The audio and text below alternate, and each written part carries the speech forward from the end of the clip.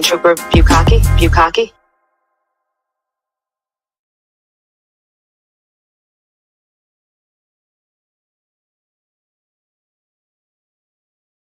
Welcome to the weekend live show. 508 is where I'm from. We run down the biggest stories of the week with you every Saturday night. Let us know in the comments right now where you reppin'. Apache Junction, Taunton, Worcester, Long Island, Manchard, South Florida, Webster, Malden, Framingham, Tucson, Billerica, Salem, Gloucester, Moosop, Connecticut, Charleston, South Carolina, Roslindale, Moosop, Connecticut, London, Hanson, Glendale, Arizona, Lynn, Naperville, Quincy. Food stamps, leave your clothes, buddy, and hey, you a funny ass guy, man. Have you ever heard of Turtleboy? Yeah? Are you a fan? 508 is where I'm from. Hey, what's up? 508 is where I'm from. How was that? You a freaking idiot. Stop telling people that I'm mentally deranged and stupid. Call me Aidan. I'm more a doctor, but... Get out of my store, please. You're a fucking loser. You are a loser. You're not a journalist. You're nobody. You're not turtle hair. Don't make such fun of the criminal justice system. NFL on the house, log out. Let's get this party started.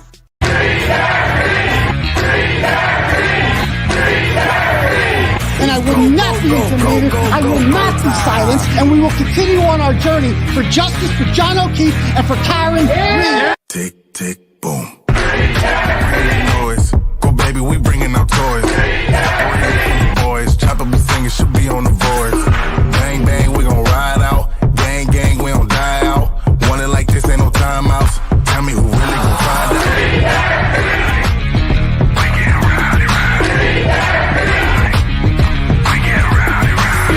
We be disturbing the peace. Working, we serving the streets. Karen Reed has supporters who've shown up in large numbers. Tick, tick, boom. Hard body, and not scaring nobody. You make me resort to wildin'. You must be blind by the diamonds. I didn't want it to be this way, but y'all won't need to try this, so it's no way around it. You the loudest one, it's going quiet.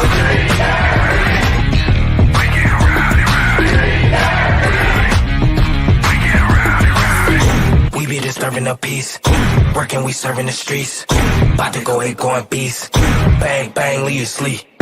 This is the first time I think I've ever seen this. An outpouring of support for someone accused of murdering a Boston police officer. Unbelievable situation. Never seen anything like it. Tick, tick, boom. You can't stop me, so who gon' stop me? You can't stop me, so who gon' stop me? You can't stop me, so who gon' stop me? You can't stop me, so who gon' stop me? We be disturbing the peace. Working, we serving the streets. About to go ahead, going beast. Bang, bang, leave you sleep.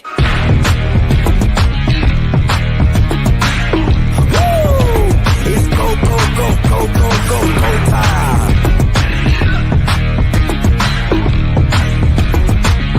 Tick, tick, boom. Boom. What's up, turtle people? Can you guys hear me okay out there? Everybody cozy? Give me 1 second.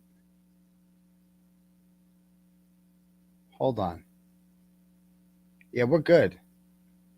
Can you guys hear me all right? I finally got the mic to work again. Hopefully it's a little crisper now. But welcome to the show. And you know what? I don't think I'm going to do the green screen anymore. People like the background. I just got to iron it. It's a little bit wrinkled, but I think it overall, I don't know. Anyway, guys, how's everybody doing out there tonight? I forgot to set up the Rumble show because I'm a little forgetful, but we'll get it up there later on.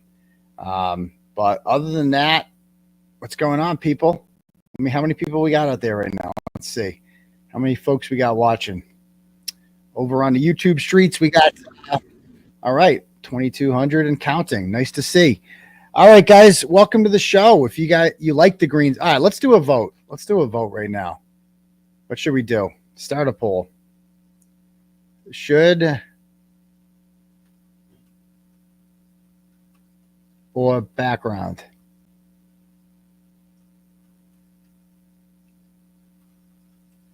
All right, we're doing a poll right now. We're going to ask you guys to decide. My face is blurry.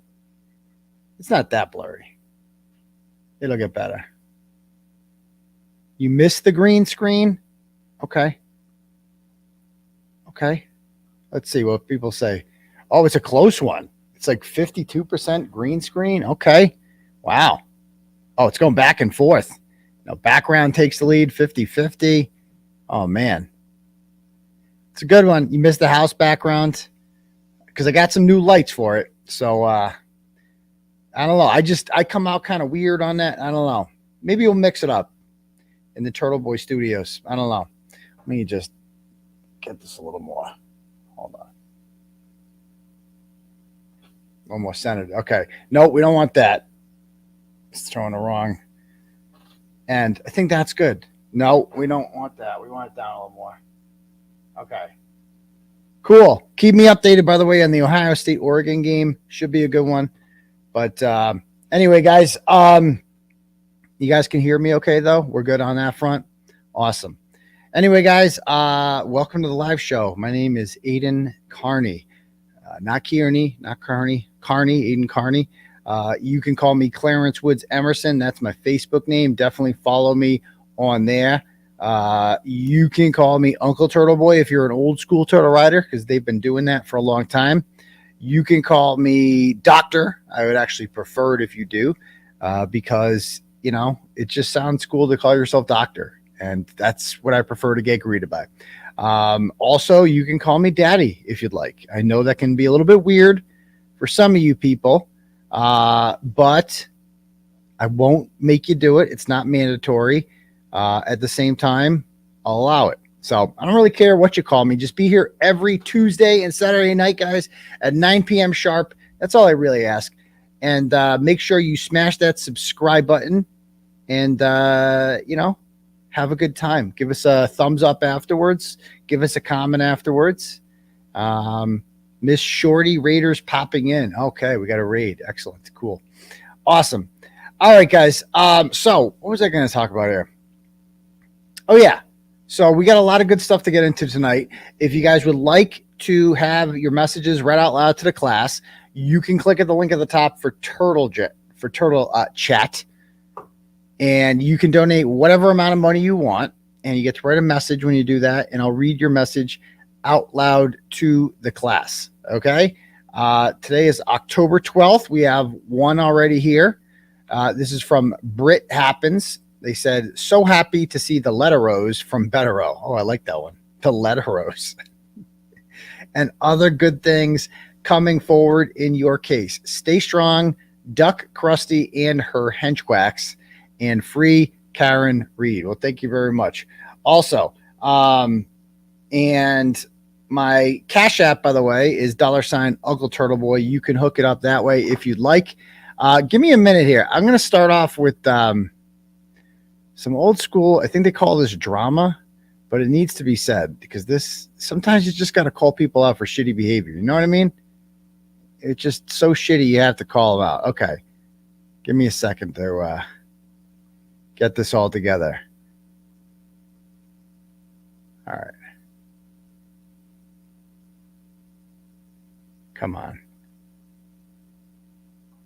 Did these go through? I sent myself a bunch of screenshots.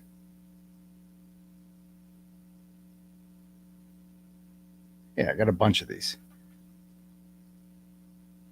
Come on.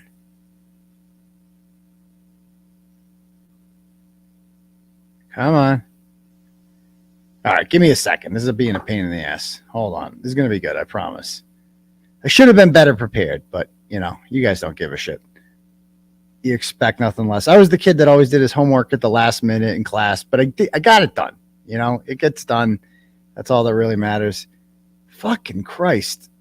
What the fuck? I got to send these to myself one at a time.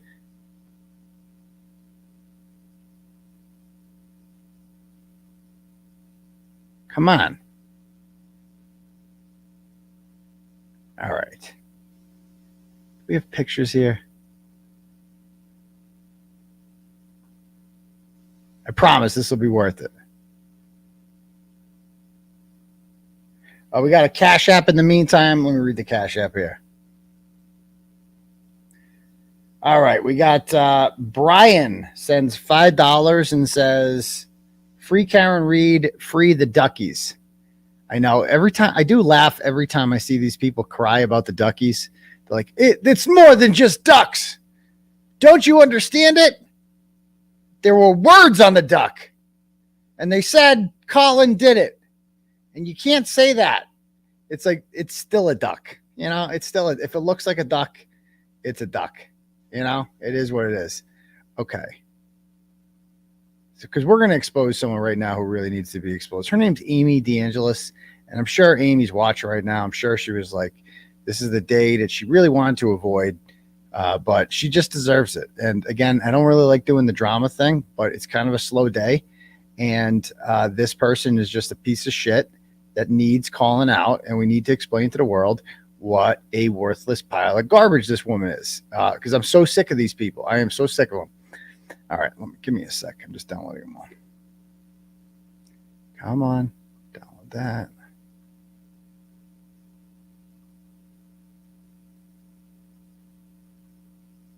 It's going to be good. It's going to be a good roasting, I promise. Just give me a minute. All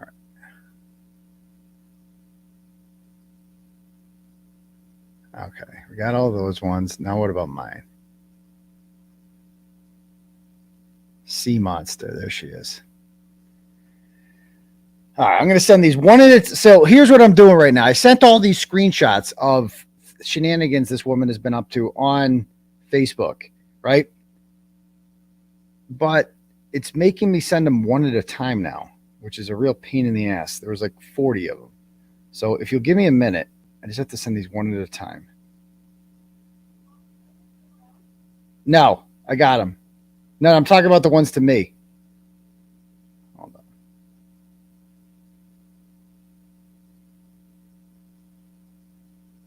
Oh. Come on.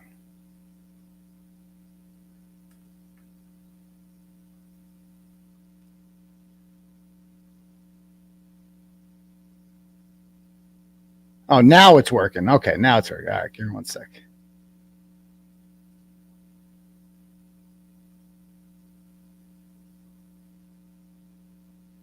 Great episode. Yeah. Okay. All right. Now we're going.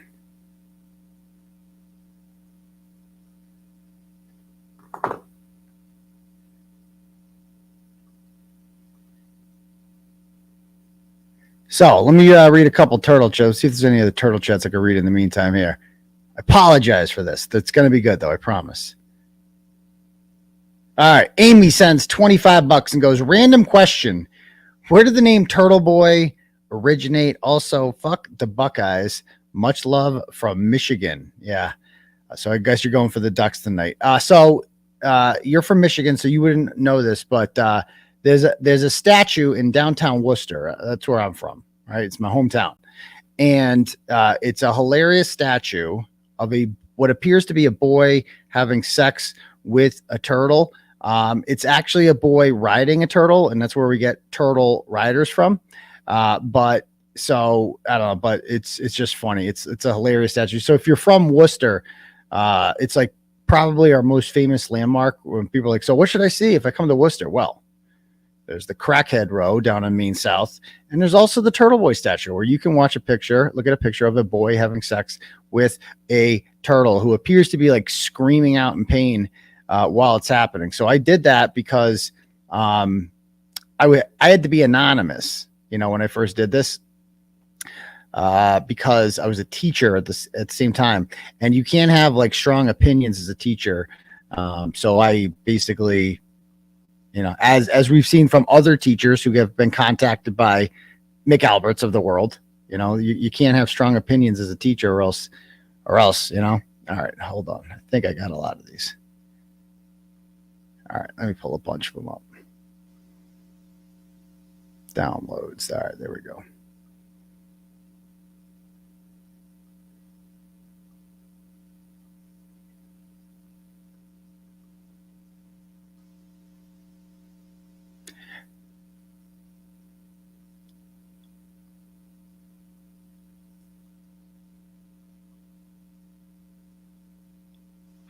All right.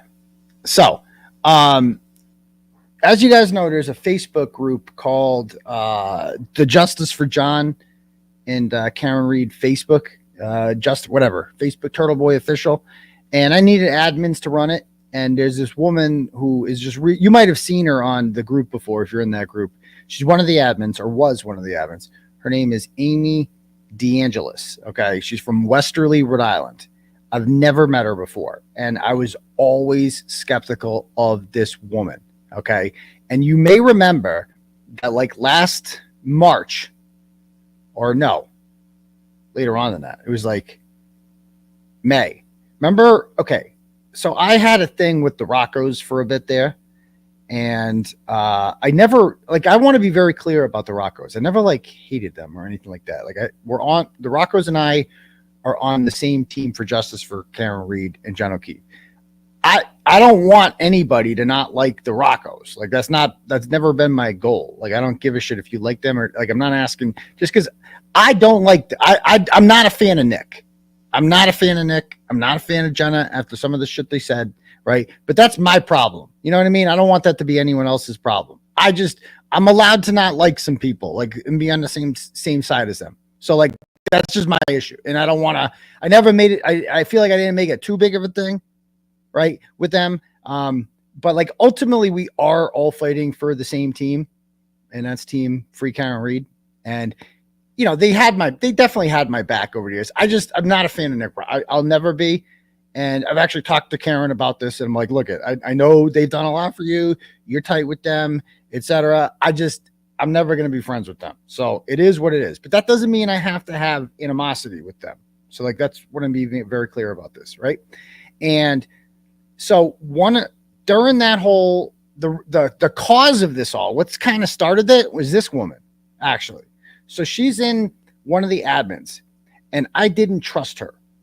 And around March, she starts, because I never heard from her in jail. That was a big thing. Like if you're like one of the admins on the group and you're like all about Turtleboy, and I didn't hear from you once when I'm in jail, like what the fuck's up with that? You can't write a message or something. I heard from everybody. I heard like hundreds of messages a day in jail. I didn't hear from her once. I also never once met her like in person. Like she never comes to any sort of events. Like how are you like one of the leaders of this whole thing and you don't even show up in person to anything? Like I just didn't trust her. And then I started noticing on social media that she's just like a drama person, and she didn't like Jennifer Altman and a couple others. I think Deanna Corby. I can't keep track. Okay. And I'll be honest with you. A lot of people don't like Jen Altman. All right. It is what it is. And a lot of people come to me with their beef with Jennifer Altman. And I've said it before and I'll say it again. I like Jen Altman, but it's okay if you don't. You know what I mean? It's like, I don't give a shit. Like if you don't like her, that's fine. I like her. So there's that. You know what I mean? Like we're not best friends or anything like that. So it's like, it is what it is. All right. And this woman is one of those people that like Jen Altman fights with on social media. Right. And, they go at it, which is fine. However, the problem with her was that she was then bonding openly, right, on social media with the bad guys, with the the anti-Karen Reed people. Like she would, because the anti-Karen Reed people all hate Jen Altman because she's on team free Karen Reed and she's loud, and she, you know, got on my private list calls in jail, and there was a motion with Mello, and it's a whole big thing.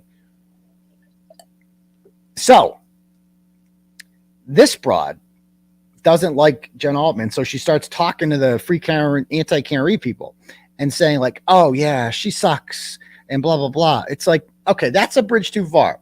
You cannot openly befriend the anti-Karen Reed people on social media.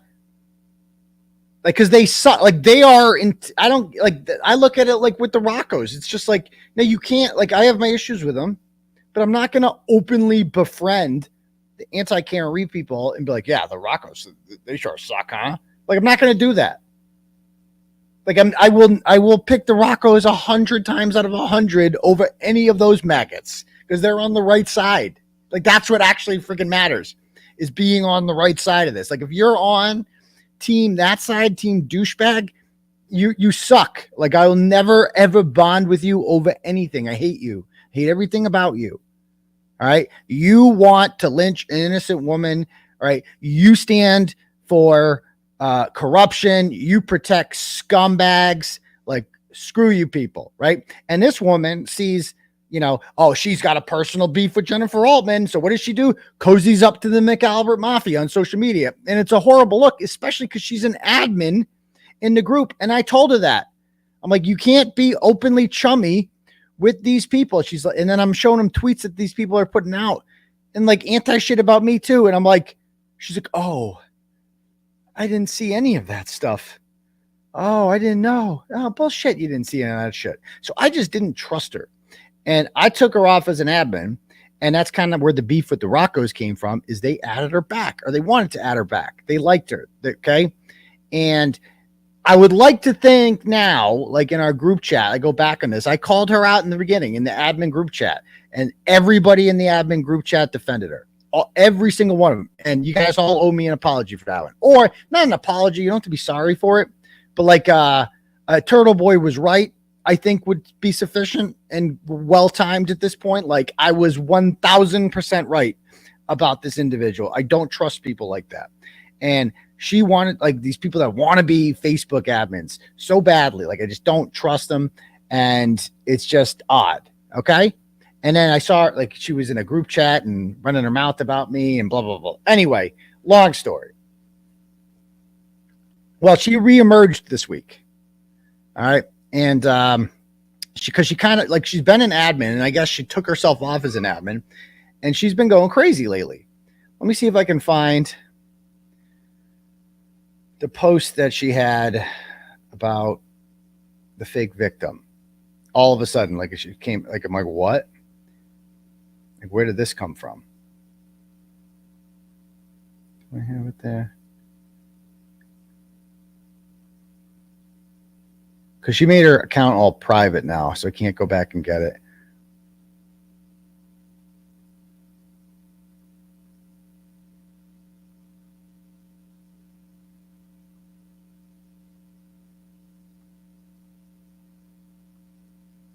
Hold on.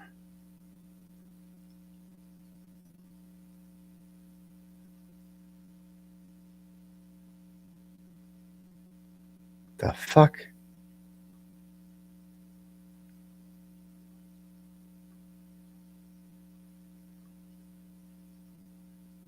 I don't think I have it. Where the fuck is it? Where's the one where she said? I definitely sent it. Hold on. Give me a minute. Sorry, I have like screenshots up the ass. Give me a minute.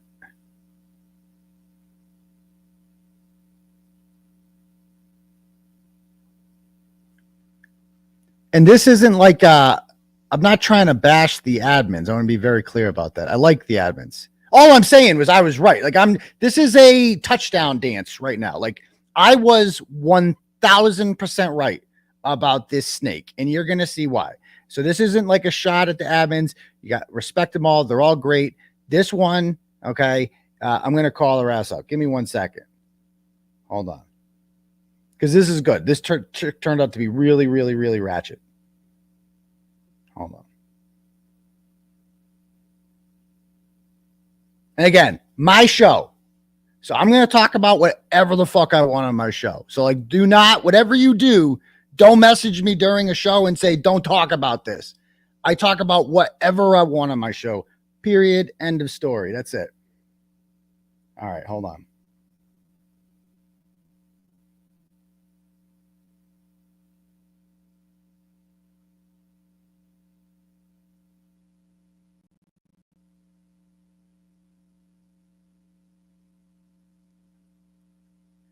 All right. No, there and wow. Hold on. All right. In the meantime, while I'm being sent, when I'm getting it sent to me, let me read a couple more turtle chats. We got one from Ken here. Ken sends $10 and goes, "What is the update on the arraignment you attended?" So that was Jim Ferris got a stay away order on me. He was arraigned. He had no lawyer on him, of course, and he says he's shopping around for one. But Jim Ferris, like, you know, he has no money, so he can just get a free lawyer if he wants. But in the meantime, he has a stay away order, and he kind of put his hand up and he asked the judge, "What do I, Your Honor, but what if he shows up at my work? Then what do I do?" All of a sudden, they're worried about that. It's like, you know, kind of like how I was at work February 26th, doing what I do every day. And that is covering the Kearney case. And they literally sent someone there to have me removed from court. Oh, there it is. Okay. All right. I already had it. Okay. Give me 1 sec to pull it up. Never mind. I know I have this in the batch. And I'll come back to the turtle chats. Give me a minute. I know I have this somewhere. The fuck did it go?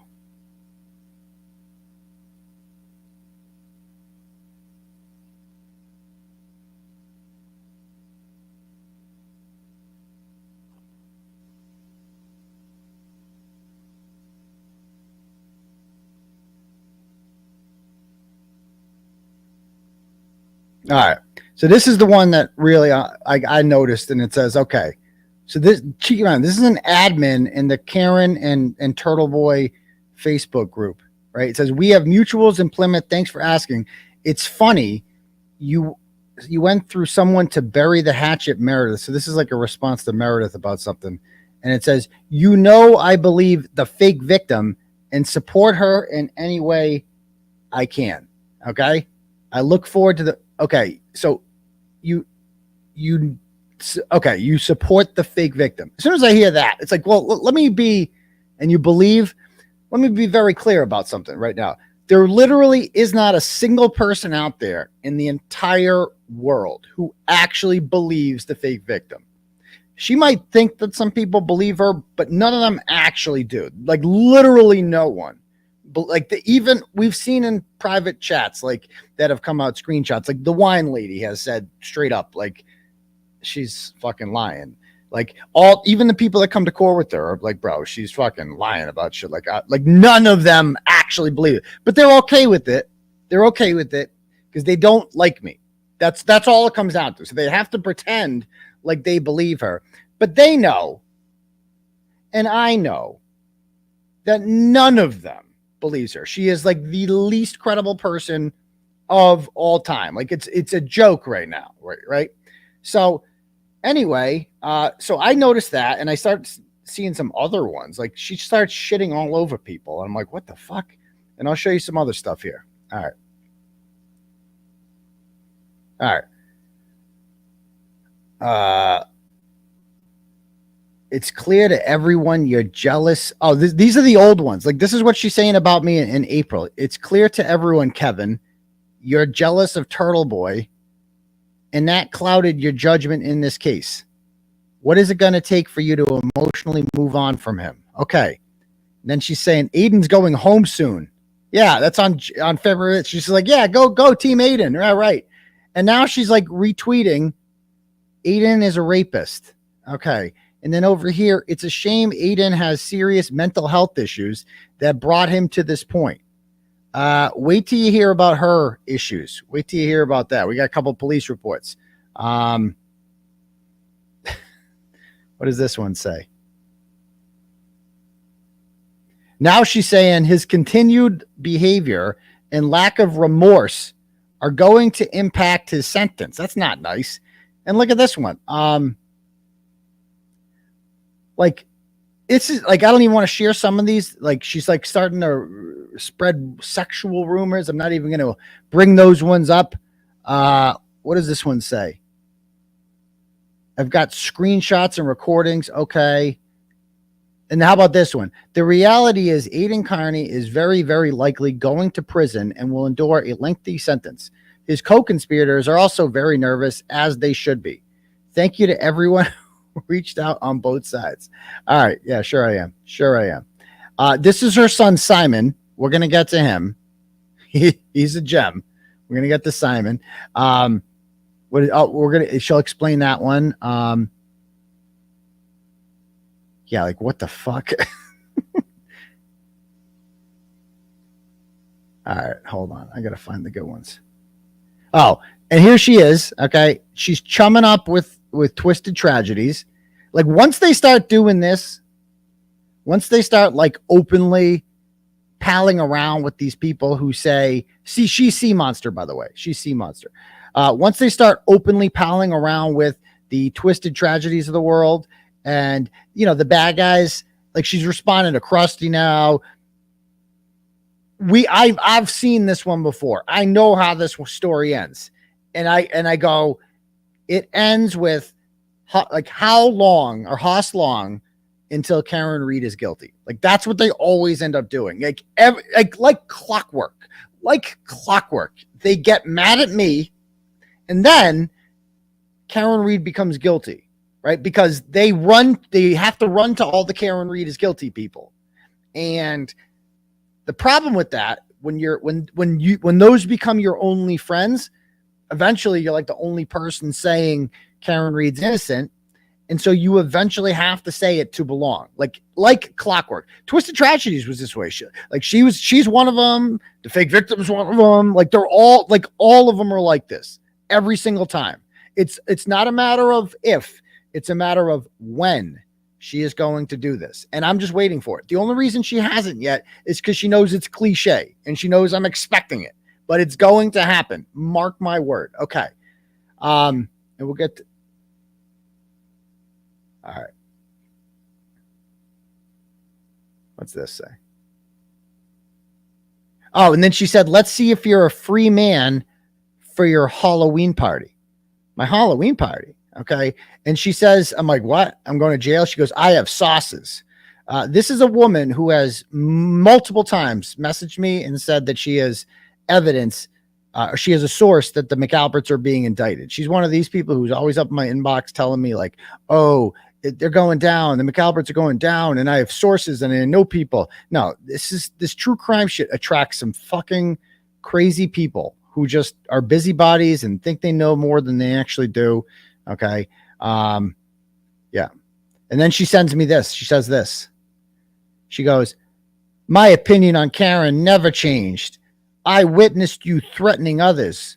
You should know better than to contact me. AKA, I'm a witness now, and you're going to get witness intimidation. Like, this is like the same fucking playbook. These people are pathetic. Pathetic. What's this one? You have much bigger problems than a couple of women comparing notes on your public behavior. Okay. You think Turtleboy is going to walk away from this? It's coming. I can promise you that. Yeah. Hold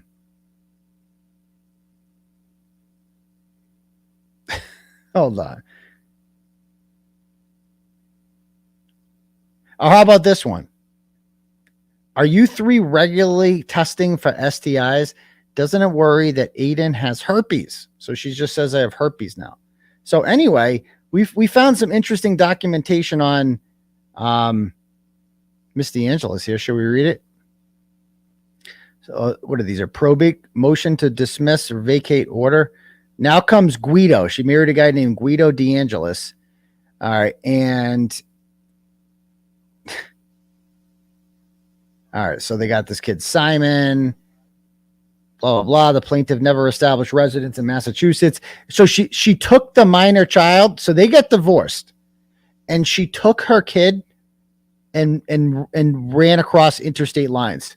I'm not even kidding. She kidnapped the kid, her own kid. And that's in this public court filings here in probate court that we read. All right.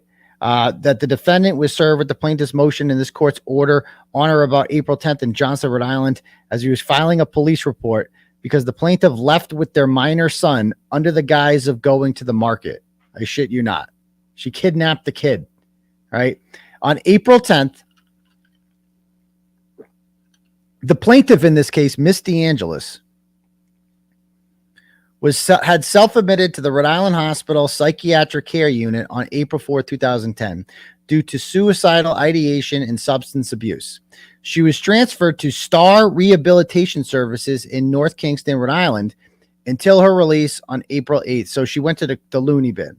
And this is the same woman now posting that I have mental health issues. Okay. Her husband, the defendant in this restraining order case, agreed to bring her home.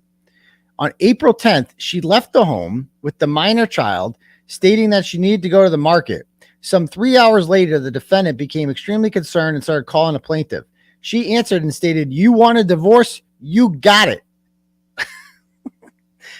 All right. A justice for the Rhode Island Family Court issued an order directing the minor child, Simon DeAngelis, be brought home to Rhode Island forthwith. Copy this order. So she kidnapped the kid. Okay. She kidnapped the kid across state lines. Like she's like, "I'm mad. I'm going to the market and I'm never seeing your kid again." Okay. So there's that. All right. There's crazy Amy. And now look at her. She's retweeting all the crazies. Retweeting Andy Dufresne's, Crazy Kim Fair, Julie Carpenter, all like it. I'm telling you, you start seeing shit like this. This is like yesterday. This is only a matter of time. I've seen this show before. I know how this one ends. Only a matter of time until they do it. Oh, how about this? This was great. So remember she says she believes the fake victim. So this was on December 31st, 2023. So I'm in the can, right? And a guy by the name of Barry McGuire, who runs Boston Confidential podcast, who's awesome. He does this podcast, and his podcast is the first one that calls out the fake victim as a complete liar. Like this, she's making it up. None of this is real. She befriended Tully. Like it's all fucked up, right? So he puts out this podcast. It's very pro Turtleboy. And then look what she says in the comments. This is a great episode. He does a great job at setting the facts of the case and provides a big picture perspective.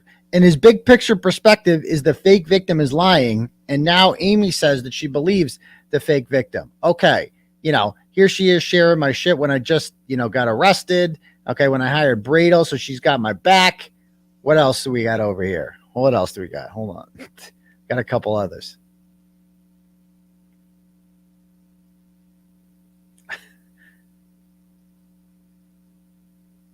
Or how about this one? How about this one? This is when I first went to the guy. I love the glasses. Brash, brave, and sexy. This one.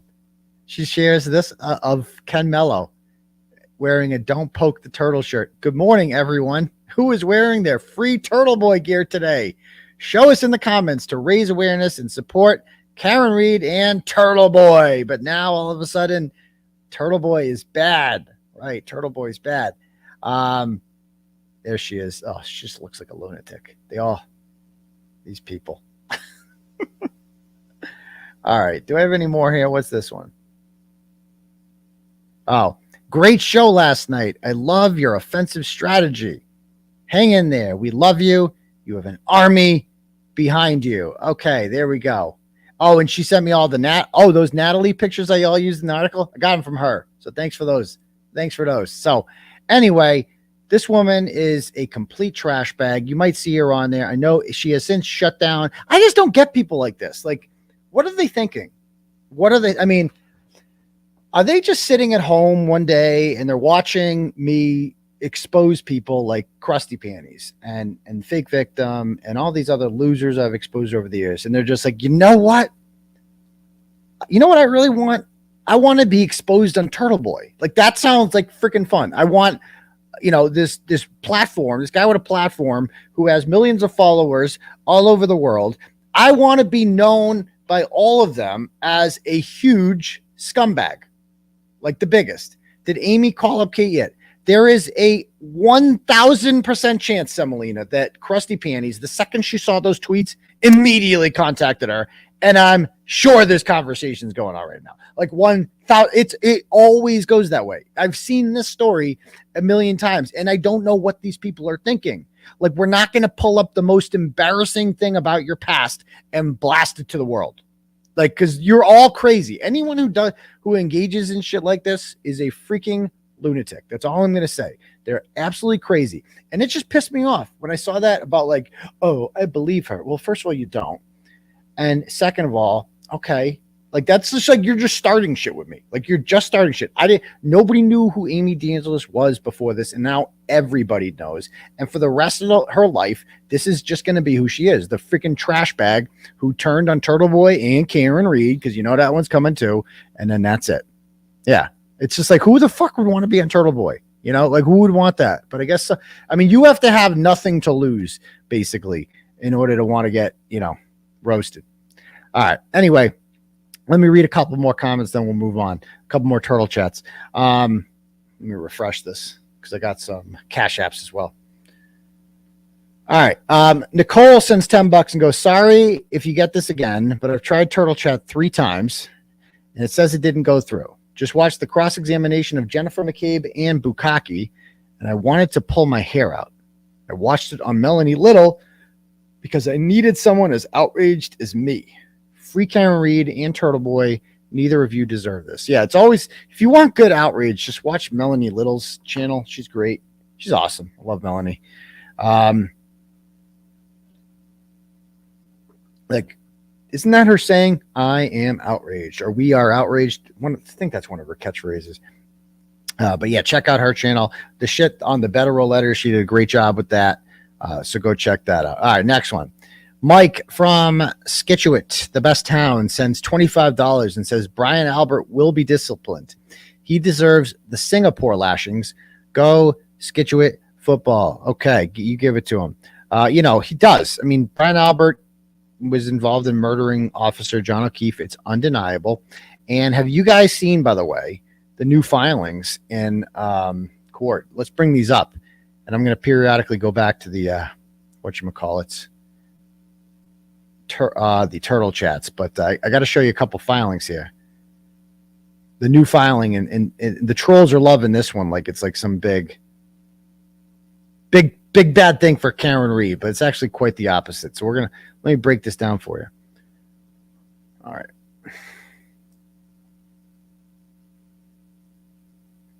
I know it's pronounced Scituate. I know. We are all outraged. I'm outraged. I went to jail for 60 days. Like jail. And I put in medical. It's horrible with the crazy people. 60 days. And it's coming up. There it is. Can't get on the docket. Does anyone have a copy of the new filing? Send it over if you do.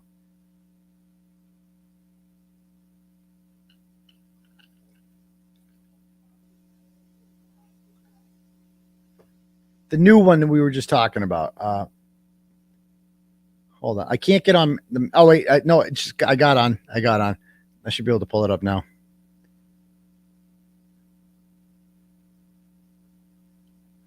Commonwealth's proposed order permitting reassembly and testing of descendants' telematics system. That's the one. Okay.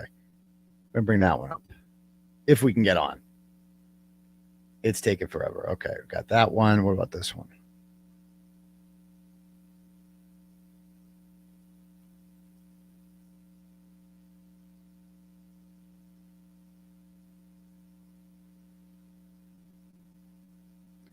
All right, so this is the first one.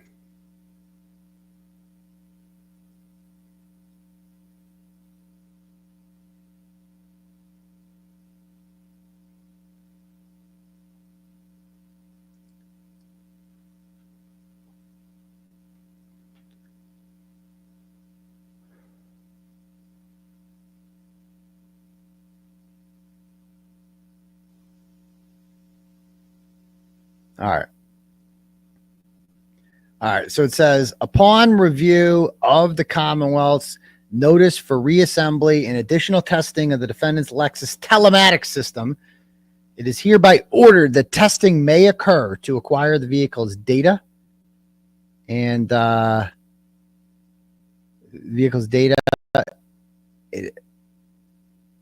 should the defendant seek to have their own expert present for testing, that they provide the Commonwealth the name and contact information within 7 calendar days. Okay. All right. So there's that. Let me pull up the next thing. So yeah, we're going to talk about what this exactly means and why this is actually a bad thing for the Commonwealth and probably a good thing for Kent Reed. But you know, shenanigans are afoot. That's like a guarantee.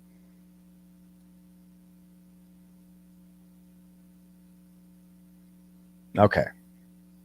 No, I don't want that. This is the one I want.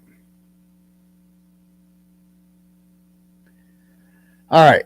So now comes the Commonwealth through its expert, Shannon Burgess. In the above caption matter, it's the Commonwealth's notice of scheduling reassembly and testing of the defendant's Lexus telematics system. So this is like an important one. Like this is an important thing because according to my interview with the juror, this is like the biggest thing that the Karen Reed hit on with the car people.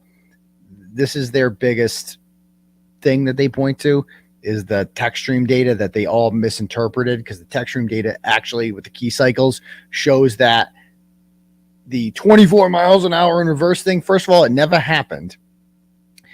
Secondly, it appears, and this is why Karen Reed needs an expert with this to explain, like they do need an explanation for the 24 miles an hour thing. Like that's obviously a problem. I know that she didn't go 24 miles an hour because I've tried to drive that fast in reverse and it's impossible. You cannot do it in 62 feet. It is impossible, especially in the snow. But I don't know if that's like, I mean, I could get on the stand, I guess, but cross-examination would be a bitch. I'll tell you that much. But anyway, like I'm not like a registered expert. I'm more of like a journalism expert. And I'm a doctor of a lot of things, but kinematics is not one of them. So they do need an explanation for that. So they need some type of expert to explain, well, what is explain the 24 miles an hour? Why does it say that? And I'm sure there is a perfectly logical explanation for how that happened. And I'm quite positive it's the tow truck driver in the snow. According to their own data, key cycle, whatever, where that event occurred, the 24 miles an hour, that one occurred at Dighton. So that her backing the car up in the snow is what made it seem like she was going 24 miles an hour. But we need an expert to explain that to the class, because you can't just be like, well, this is what I think happened. Like you have to need an expert, you know? So anyway, goes on to say, Mr. Burgess, it's a man, Shannon. Okay. Has opined that significant data was likely not acquired during the chip-off procedure, likely caused by programmer's error. A programmer is a technical term referring to hardware and software utilized to acquire and interpret data. So remember, they're saying that the data they got for the text stream in the first trial was done wrong. It was not acquired the right way.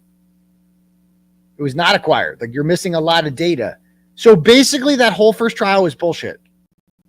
All that text stream data that they got, they're claiming that their own data in the first trial was bullshit. That's what they're saying right now. And this guy, Shannon, is going to do it better. I know it's confusing. Okay. And let's also keep in mind, this just proves exactly what I said several weeks ago. My sources are telling me this. Trooper Paul's not going to be back for round 2. They are not bringing Joe Paul back for the second trial. Not going. They know what a disaster that was. They know. because he is the tech stream data guy. And he made an absolute fool of himself on national television for the world to see. So they can't bring that guy back. Like he was nervous. He seemed like his answers about it just were legendary. But the defense can call him back. Like they can't pretend that Trooper Paul doesn't exist anymore. Like they can't do that. And I can't believe they didn't prep that guy going into it. So now they need someone else to explain what he was supposed to explain. And that's where man Shannon's coming in. So the infotainment and telematics modules from the defendant's Lexus were seized pursuant to a search warrant on February 2nd. On November 30th, this court, without objection from the defendant, allowed the Commonwealth's motion to permit destructive testing of the infotainment and telematics system due to the means and method required to retrieve the vehicle's data. On December 1st, the defense expert Maggie Gaffney performed a procedure known as a chip-off. Oh, so they're saying that they did it, the chip-off for the trial, though? Okay, whatever. They did a chip-off, a digital data extraction analysis technique that involved physically removing memory chips from the Lexus infotainment and telematics system. This procedure was observed by State Police Trooper Nicholas Garino, oh, okay then, and the Commonwealth's expert 𝗵𝗄𝗄𝗏, who authored a report detailing the process and his findings. And see Exhibit C. Okay. While a chip-off had the potential to be destructive due to the technique required to remove the chips, in this case, the memory chips associated with the infotainment and telematics modules from the defendant's Lexus were not destroyed and have, along with the infotainment system, telematics system, and the Lexus vehicle, remained secure in evidence. So while a chip-off had the potential to be destructive, did not appear they say a chip-off was destructive? Okay. Due to the technique required to remove the chips. In this case, it was not destructive, and we still have it, and they're remaining secure in a Stop and Shop bag with the rest of our evidence, because the state police are really known to really secure the evidence in these cases. They're really good at that. Sure. All right. Mr. Burgess, through his training and experience, believed the evidence acquired in the chip-off was incomplete and that more data that was not acquired exists on the chips. Hardware and software updates have developed since December 2023, including but not limited to an updated version of Berla's IVF software. This is nerd stuff. These updates were not available at the time of the original testing. I mean, what's going to change? What is going to change? Like, what are they going to show? Here's the thing. The Commonwealth just doesn't do something if they don't know the answer to the question. They're not just going to bring in some expert who might find data showing that Karen Reed's innocent. They're not going to do that. Any expert that they bring in, you should assume that the fix is in. You should assume that they're bringing in some guy, some Ian Whiffen. Like, Ian Whiffen was not their first guy that they called. They didn't just find him, okay? He didn't present himself. They went down the list. And they're like, can we get anyone out there to just say that a Google search didn't happen? And then they finally found some British Canadian guy who couldn't stop talking about himself. And they're like, oh, this guy will do. Yeah, bring this guy will do. And that's what I worry that they're doing here, is that any person that they pick is just going to say what they wanted to say. You know what I mean? It's like, I just have a feeling. Like, I don't think they would bring on some expert who will present the Lexus infotainment stuff and it somehow proves that Karen Reed's innocent. I don't think they're going to do that. Like, I call me crazy. I just can't imagine this Commonwealth, this prosecutorial body, suddenly deciding to be honest and just see what happens. I don't think so. I don't think so. You know, they call us like hired guns. I see somebody in the comments say hired guns. Like that's what they do. All right. The likely deficiencies from the original testing involve two modules in the vehicle that have the capability to store data, an infotainment module and a telematics module. Nerd stuff. The infotainment module includes built-in diagnostic recorder designed to capture vehicle operational logs. If a vehicle is equipped with navigation, the system can also record geolocation data in the form of track logs. Whatever. The telematics module also has the capability to store track logs. Navigation events can be inferred from the start and stop points of time-based tracking. In addition, the module, so that time-based tracking, so now we have time. I think, I don't know, is this new? Is this new from the last stuff? I don't know. In addition, the modules may contain device connections to the vehicle and separately Wi-Fi connections to the module obtained and stored in the vehicle travels. Mr. Burgess identified that 2 potential data-bearing components were removed from the MMU and identified a 64 megabyte flash memory component and a 16 megabyte EEPROM. See, this is the shit. I don't know what this means. The prior readings resulted in 3 files, 8 MB in size. Mr. Burgess opines that the acquisition of files in December 2023 should have been closer to, okay, see, nerd stuff. I'm skipping that. Based on these likely deficiencies in acquisition, Man Shannon has recommended a review of the chips that have previously been removed and subsequently reattachment of the chips to the boards in the defendant's vehicle. He would employ updated programming and current software to maximize the chances of a complete acquisition. Okay. It'll give a more detailed outline of the procedures that he would employ.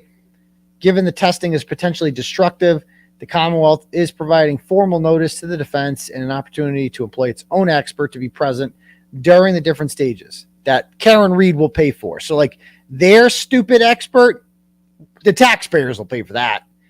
Do you think the Commonwealth ever thinks about, like, money? Like, oh, man, this is going to cost a lot of money. Can't do this. No, they never think like that. They just think, like, money grows on trees because we all suck off the government for a living, and never once has any of these people ever thought where the money actually comes from. But Karen Reed will have to pay for every expert. I got to pay for experts and shit. You know, my experts are a fraction of the cost of hers. I mean, every single thing requires a fucking expert. And this is why we have the Karen Reed Legal Defense Fund. It's raised over $500,000. So, yes, thank you to the Rockets for that. They've done an excellent job on helping to raise money for that. Because she'd be screwed without that. You know, and $500,000 ain't covering it. Like, I hate to burst a bubble. Like, it's been great. It's been huge. Like, she'd be fucking homeless without that. I mean, 2 trials, man, 2 trials. Karen Reed should be rich by now. Like, this should be over. The book deal should be signed. The movie deal should be signed. She should be getting she should be suing everyone's face off, and she will. There's no doubt about it that she will. But she just has to do it all over again first. Because Karen Reed is never, ever, ever getting convicted. Ever. I don't know. They can think this all they want, but it's not going to happen. You're not going to, like, the first chance, like that was as close as they got. And they got 2 out of 3 were complete acquittals, like early on acquittals. And they know that too. And they had 6-6. Before the Tui Rodriguez, they were 6-6. Split right down the middle on the manslaughter charge.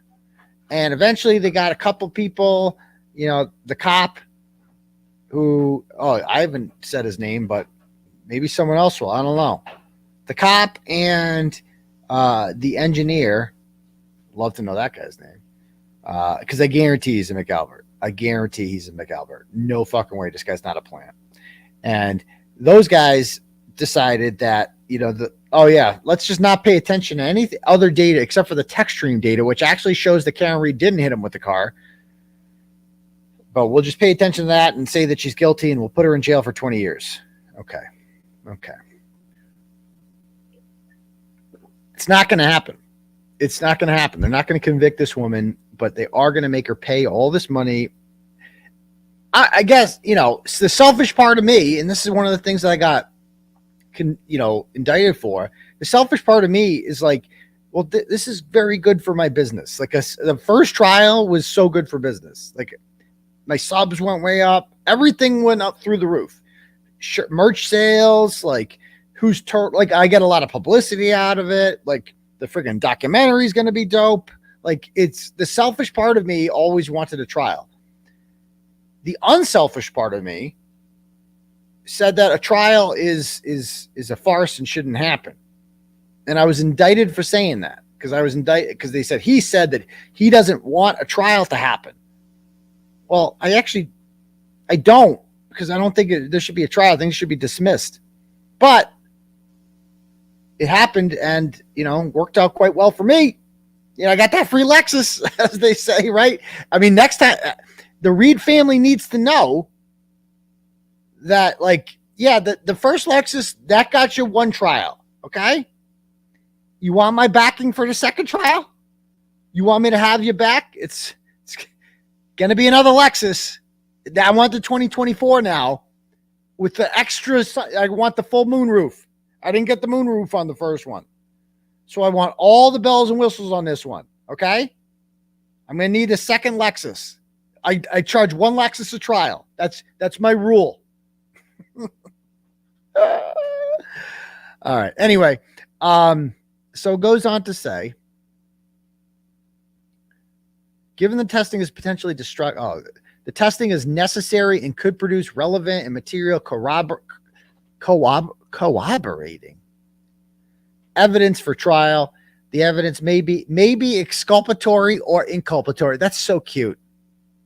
That's so cute how they said that. We don't know what the evidence is going to show. It could be inculpatory or exculpatory, bitch. Like they're just some honest brokers that are like, we don't know. We just want to get to the truth.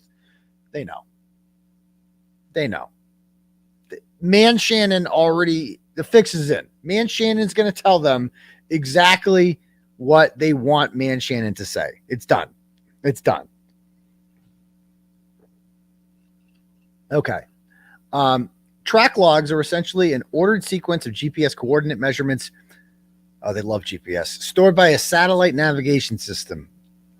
Unlike telephone satellite data that are employed in triangulation analysis to place a cell phone in a general area. Well, this is interesting. Track logs provide specificity. Oh, whoa. And Will ask what this is the latest filing yesterday in court that you may have seen the trolls on social media sharing this. Like, oh man, you guys are roasted. You guys are going down. Free Kearney people. This is evidence. Oh, Kearney's shit in her pants. And they don't actually read it. They're just replacing Joe Paul. That's what they're doing. They are replacing Joe Paul. And they're bringing this guy in. And this is an interesting statement. Look at this statement. Unlike telephone satellite data that are employed in triangulation analysis to place a cell phone in a general area, track logs provide specificity. Who knows what I'm getting at here? What am I getting at here? Why is this such an interesting line? See who gets it first.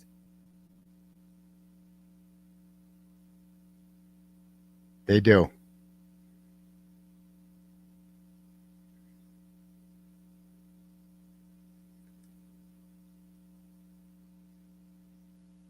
How does this think of what this contradicts? Yeah, there it is. Remember this? What did Nicholas Guarino testify? Like the up and down 3 flights of stairs thing couldn't have happened. He said, because John's GPS from his phone showed that he never went in the house, that he was actually on the lawn. Remember that?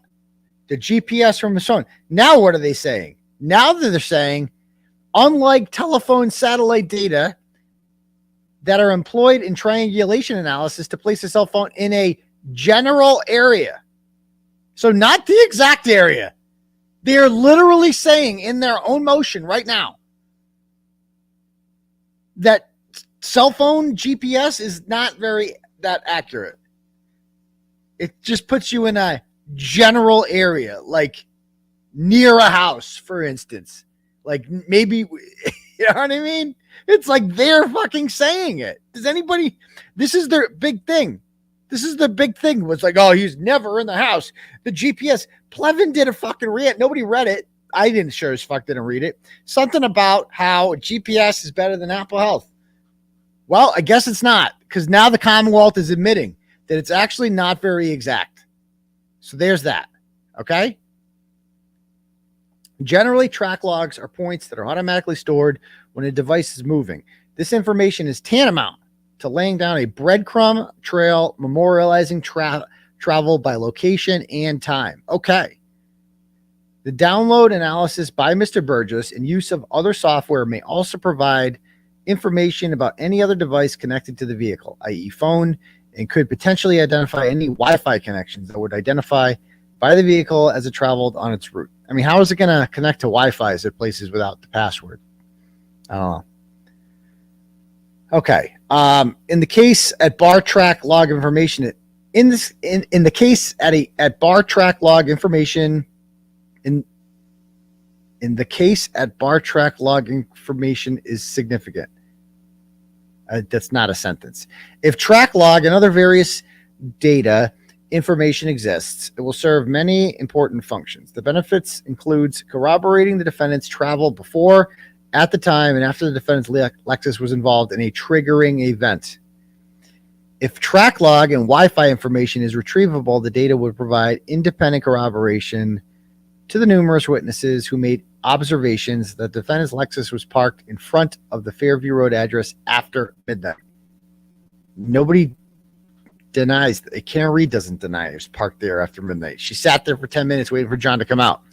Further, the data would identify the location of the defendant's vehicle at the time it is engaged in the impact event and provide the time and location of the defendant's travel from the scene to the location of Mr. O'Keefe's home. The Commonwealth provided and introduced at trial video depicting some of the defendant's travels on January 29th. The additional data likely to be retrievable would assist in identifying the precise locations that the defendant's Lexus traveled from the time the defendant struck and killed Mr. O'Keefe. But what if she didn't? Until the time the vehicle was seized. The Commonwealth respectfully requests a hearing within the next 14 days interesting. So we're going to have a hearing in the next 14 days to permit prompt testing and production of relevant discovery, whereas this matter is scheduled for jury trial in January of 2025. We're going to get a hearing, folks. It's going to be fun. And notice who it does sign this. It's like Michael Morrissey, but also Hank Brennan has signed this. Hank Brennan. So, I mean, I guess, I don't know. I haven't got a read on Hank Brennan yet. Maybe Hank Brennan is actually curious about this shit. Maybe Hank Brennan did watch the first trial and he's like, well, Trooper Paul's a fucking idiot. Can't bring him back. We need an actual expert to explain this shit and do it the right way. And if it's inculpatory, it's inculpatory. If it's exculpatory, it's exculpatory. We need to be honest. I have my doubts that they'd bring on somebody that would take that attitude, take that position of like, be honest. But maybe maybe Hank Brennan's not a bad guy. I don't know. We'll see. We'll see. Either way, if you get rid of Trooper Paul, this new man Shannon, the tech stream guy, he can't explain how John O'Keefe got his injuries on his arm. Like, because that was a Trooper Paul production. He was the first guy. We were all wondering how they were going to explain the scratches on the arm. Some people thought that they were going to say that it was from under the car, right? Jill Daniels thought they were going to go with that. A couple others. But no, like maybe he scraped it on the ground. I don't know. Road rash, I think they were calling it at one point. But now they're going to need somebody to explain all that. And I don't know who that person's going to be, because it can't be Man Shannon, because he's just a tech stream nerd. So I don't know what they're going to do. Although we did have this gem from Coffindaffer. You guys want to see it? She figured it out.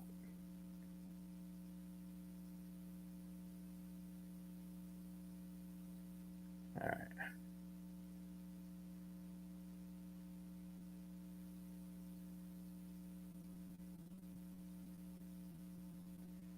Yeah. And I do wonder if Hank Brennan wrote that, because they do say in conclusion, like, you know, not, I guess this is a bad sign about Brennan, because that document towards the end said Karen hit John with the car. Like, it's a conclusion. He's not saying if it did. He's not very open-minded about that. He's like, no, this is going to prove that she hit him with the car. What if it doesn't?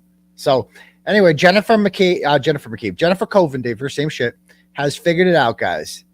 That it all makes sense. Look at this. And she's citing a very reliable website known as the Tuesday Gazette. It's a very sane and rational cat lady from Somerville, runs a blog that no one reads. And Jennifer Coffindaffer, FBI agent that she is, has cited it, and she figured it out. I mean, just look at the picture. Bro, look at this. The teeth, quote unquote, that caused the marks on John O'Keefe's arm are pictured below. Karen Reed is accused of murdering Boston police officer. Okay, first of all, the hashtag thing. Hashtags have become such a boomer thing. And I had to tell someone this the other day, bro, like, this isn't 2013, bro. Like, hashtags are out. Nobody uses hashtags anymore. It's such a boomer thing. Like, you know they're a boomer if they're like hashtag Karen Reed. You don't need to do that. The whole purpose of hashtags was to find, you know, use a topic that everybody would look for. So you'd search hashtag Karen Reed, and then whatever came up with that. But you don't need to do that anymore, because you can just search on Twitter for Karen Reed, and if people are talking about Karen Reed, those tweets come up. You don't have to do a hashtag. Like, I don't know why people still, it's a boom. Like, if you're doing hashtags still, it's boomerism. Don't stop it. It's embarrassing. Stop doing hashtags. They're out. They no longer have a function. They used to have a function. They no longer do. It's so 2013. I'm telling you. Patches O'Houlihan. You're just proving my point. Okay. All right. It's just but this is so funny. I mean, just look at this. How she's like, look at, see? It's like a dagger. Look at this. But like this thing. Look how small that one is. Look at that. And she's like, oh, case closed. Tuesday Gazette. I don't even know what this one is. What does this one surround? I don't even see anything there. It's fucking plastic or polycarbonate, but they figured it out. So they're going to have something like this to explain it. And we'll see how that works out for them. But anyway, let me read a couple more turtle chats here. Lena says, watching from the UK, I just want to say thank you for everything you do. Kate Peters is one of the worst pieces of shit I have ever come across. We need more people like you in the world spreading the truth. God bless you, Dr. Turtleboy. Pull up, bitch. And then she does a hashtag after just shit on hashtags. Hashtag. No, it's okay to do it in the turtle chats, because that's just us talking. You know, I get it. But just don't do it in your tweets. But so thank you for that. But yeah, she really is a vile, disgusting person who has learned absolutely nothing. Is still so. She's just sick. She's sick. She'll never get over her obsession with me. She'll never learn her lesson. She just can't stop. Like, she saw Amy DeAngelis yesterday talking. Amy DeAngelis posts, Aidan has herpes. And what is the first thing she does? Like, really? Tell me more about that. Oh, you seem angry and have a grudge. You know, you seem upset with Turtleboy. You want to be my best friend? Because that's generally how I make friends in life. I find people who are mad at Aidan and we become best friends. That's just what I do. Yeah. So thank you very much for that one. Amy sends $25 and goes, random question. Oh, no, we already got that one. Okay. Do we have any more turtle chats? Yeah, we do. Carrie Ann sends $25 and goes, Dr. Turtleboy, who is the llama lady on Twitter? Llama lady? I don't know. Bless her smug little heart. Oh, Carrie Llama. Oh, I wrote a blog about her. She's a real gem. Carrie Llama. Let me see. I thought that was a fake name too. It's like, no, her name's actually Carrie Llama. She's somehow a pediatric nurse. Here she is.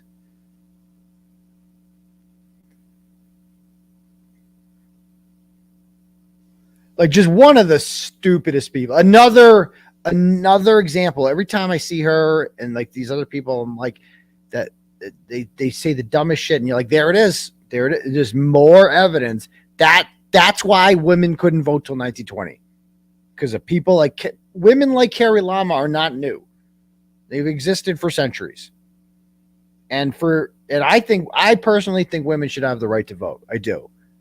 I'm pro 19th Amendment. But the reason they didn't have the right to vote for so long is because women like 𝗵𝗵𝗯𝗃 talked. They spoke. And every time they spoke, the men were like, see? Can't have people like that running the country and deciding who's leading us. Can't do it. Like, every time she tweets, that's what I think. I'm like, oh, that's why women couldn't vote till 1920. I get it now. I don't even know if she's a friend of 𝗵𝗵𝗃𝗃 or if she's just a really stupid person. I've said before that the people who think Karen Read is guilty are either McAlberts or mad at me. No, there's actually some that are stupid enough to believe Karen Read's guilty. She might be one of them. Like, she might be that stupid. And her and the bootleg Peggy Bundy lady, they sit there all day and they just clutch their pearls. They're like, oh my God, did you see what Turtle Rider said? Did you see what Turtleboy said? Oh my God. The witnesses, they're harassing them with ducks.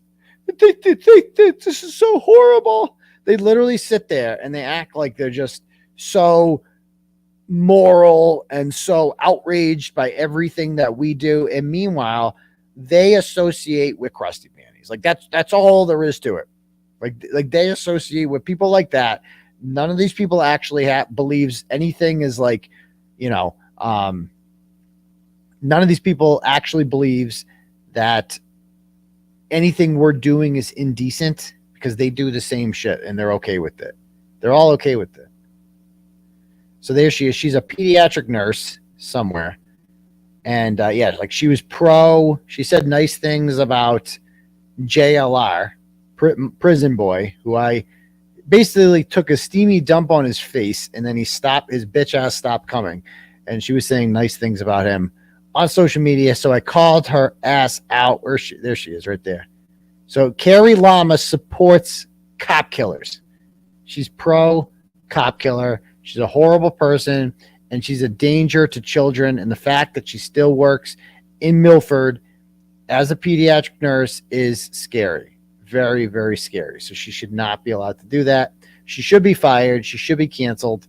And she can burn in eternal hell where she belongs. So there's that. Okay. All right. So back to Turtle Chats. Got a couple more here. Semolina sends $20 and says, hey, Aidan, nice court attire the other day. Which one? I want to shout out to Kate. She posted last week that she saw my, quote, witness intimidation paperwork, but nothing has happened here. Either she is bluffing or they tried and were shot down. I know she's watching, so I wanted to rub it in again. Keep up the good work. I know. Shocking. Even if you do, join the club. It's fun. It's fun to get charged with witness intimidation. Everyone's doing it these days. Everyone's getting it. All right. PJ sends $5 and goes, they're so jealous of you. You and Karen are also witnesses, but they don't seem to be worried. I wonder why. I know. We're both potential witnesses in our own cases, but it's okay to threaten us, and they say, that's okay. If I have emotional harm, that's okay. I'm allowed to suffer emotional harm, I guess. All right. Anyway, back to the Turtle Chats. I think we had some. We got. No, we already had that one. Okay, let me read my cash apps. I had a bunch of cash apps I got to get to. Okay. Amelia sends $5 and goes, you're the most 𝗤𝗵𝗃𝗃𝗃 Rizzler. I don't know what any of that means. My daughter was saying Sigma the other day. I don't know what Sigma means. It was a Greek. All I know is it's like a fraternity. Usually Sigma Alpha. That sounds like a frat. Sammy. Sigma Alpha Mu. Sigma Alpha 𝗲𝗵𝗍 𝗧𝘂𝗍. Does anyone know what that means? I'm too old. I don't know what that shit means, but thank you, Amelia. It sounds like a compliment. Sigma is cool. Okay. Why don't we just say that then? Thank you very much. All right. Stephanie sends $10 and goes, you need to have Christy on. Yeah, I like Christy. Christy's come around.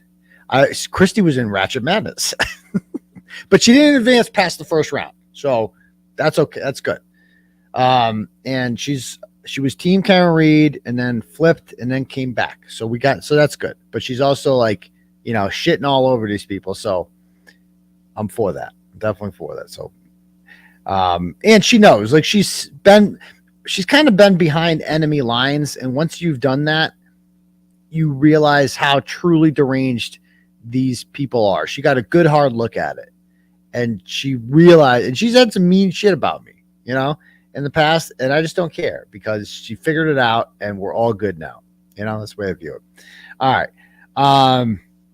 Nikki sends $10, goes, how did Bradle's trial go on Friday? It got moved. It was for Thursday and it got moved to Tuesday. And we'll find out. But Tony Raymond I got messaged by one of his alleged victims' wives yesterday on Facebook. And she's like, I support Karen Reed, but you supporting Tony Raymond is not a good look. Why not? Well, he's got all these, and I looked up his record. Tony Raymond has spent a lot of time in jail, like for robbing a bank and a couple other shit. He's connected to mafia type people. I don't know. But I go, okay. But what does any of that have to do with the fact that he's being charged with witness intimidation right now for a meme? That's it. A meme. That's it. So I don't know. Okay. Next one. My buddy Russell sends $5 and goes, AD, who was put me in timeout, but you overruled? Oh, that's right. I forgot about that. Yeah. Amy DeAngelis, my guy, Russell Jones. That's how I met him. Russell's a great turtle rider. And one day I forget, he was like, he messaged me. He's like, I got kicked out of the group. And I'm like, why? And he's like, I don't know. I made some joke and I'm really sarcastic on there. And this woman just kicked me out. I'm like, who's the moderator that kicked you out? And I see it's Amy DeAngelis. And she did that all the time. And I'm like, bro, she had to go. I just tell you, and again, I want to be very clear. My mods right now on the Justice page are great. Okay. They're doing fine. Now that Amy was the one I was worried about. Like she was the problem and she's gone. So it's all better now. So thank you. All right. See, Stacy sends 25 and says, thanks for all you do. Well, thank you very much, Stacy. Sharon sends $25 and has no comment, but thank you for the dono anyway, Sharon. Do we have any more turtle chats? Okay. Lena sends $10 and goes, cringed as soon as you said that about the hashtags, knowing my turtle chat was about to be read out. I will never use a hashtag again. P.S. Sea Monster is a cunt. If she can't see you have been set up, she needs to go back to the nut house. She has turtle derangement syndrome. She does, and that's the thing. Is like, but she doesn't actually believe it because we've seen with all the earlier stuff that, like, I mean, come on, there isn't a single person out there, not one, and this includes Kate Peter and all of them. Like, Krusty Panties knows that the fake victim is lying. Like, she knows that no assault happened. She's just useful. Like, she's just used. They're all using her. They're like, this woman's clearly a liar, but she's willing to lie about Turtleboy and put him in jail. So I guess we all just have to play along. Like, that's all it comes down to. Literally none of them believe it. She thinks that these people believe her and that they're her friends and that she's fooling them, but she's not. They're pretending to believe it because they don't like me. That's literally it. She's a literal weapon for Krusty. Like, she's just useful to them in that regard, right? So there's that. Okay. Candace sends, let's see, $10 and goes, when you finally got the fake victim's Cellbrite back, what was your first reaction? I know you had some idea, but I'm not sure to the full capacity. I hope you have a good evening, and kudos to you for a very superior investigative journalism. Can't wait to watch him squirm in court. Yeah. I think it was April 24th or 5th when we got our extraction, and the first messages I read were the ones with Leah Genduso. And I'm like, holy shit. Because I saw the date, and I'm like, December 9th. That's the day I wouldn't go over there for the fake, you know. And I wouldn't go over there that night. And that fucking night, she couldn't even wait a day. She's like the first person, she has no friends. So the first person she reaches out to is Leah fucking Genduso. Right? Because I wrote about her in 2018 and ruined her life. And she knows this. And then after that, you know, and she knows that she's still bitter over that. And so she's like, I'm going to reach out to her because that woman will definitely want revenge. And then the next day, Krusty Panties. And I'm reading these messages and I'm just like, holy shit. There's so much here. Oh my God. I can't believe this. Like, you guys haven't read the Jill Daniels messages yet. Oh my God. She reaches out to Jill Daniels on December 9th too and doesn't respond. And then she says later on that she explains to Krusty why she reached out to Jill. And she said, I just wanted to speak to someone from the other side. Like, AKA the McAlberts. I just wanted to team up with the McAlbert. And she's the first one who came to mind. So she reaches out to Jill Daniels, and I've read their entire conversation. Like, it's fucking crazy. The way Jill Daniels and Jill Daniels does a lot of the talking. And she just does these fucking gigantic paragraphs where she just, where do you see him? Wait till you see him. Oh my goodness gracious. But we have to hold on some other stuff for the other better row letters. So we're going to hold off on exactly what she said because it's good. Okay. All right. Kelly sends $10 and goes, I'm thinking Morrissey's starting to flip the frame up to their state police buddies exclusively, and that he had no idea, wasn't in on it. Free Turtleboy, free Karen Reed, and free the Duckies. No. Morrissey is fully on board in the frame up. He backed them up. Like, he went on that August 25th rant and said, Michael Proctor's a great guy. He's a great detective. No, he owns it now. He knows that. He's all in on them. No turning back on that one. Next. Turtle Chat is from Cash App here. Jeannie sends $25 and goes, I'm proud to be a turtle douche. Me too. I love being a turtle douche. So thank you very much, Jeannie. Jen Altman sends $20 and goes, happy 18th birthday to my son, Cole. Happy fucking birthday, Cole. That's a big one. 18. Okay. Hope you enjoy yourself, young man. So thank you very much, Jen. Denise sends $10 and goes, go Adriana Sparkle Rainbow Pony. Go Duxbury Dragons. It's a lot of words. Adriana Sparkle Rainbow Pony. Okay. Thank you very much, Denise. Do we have any more turtle chats here? No. All right. Give me 1 second. I got to get a drink of water. Don't go anywhere. Hold on. Do we have a video I can show you here? In the meantime.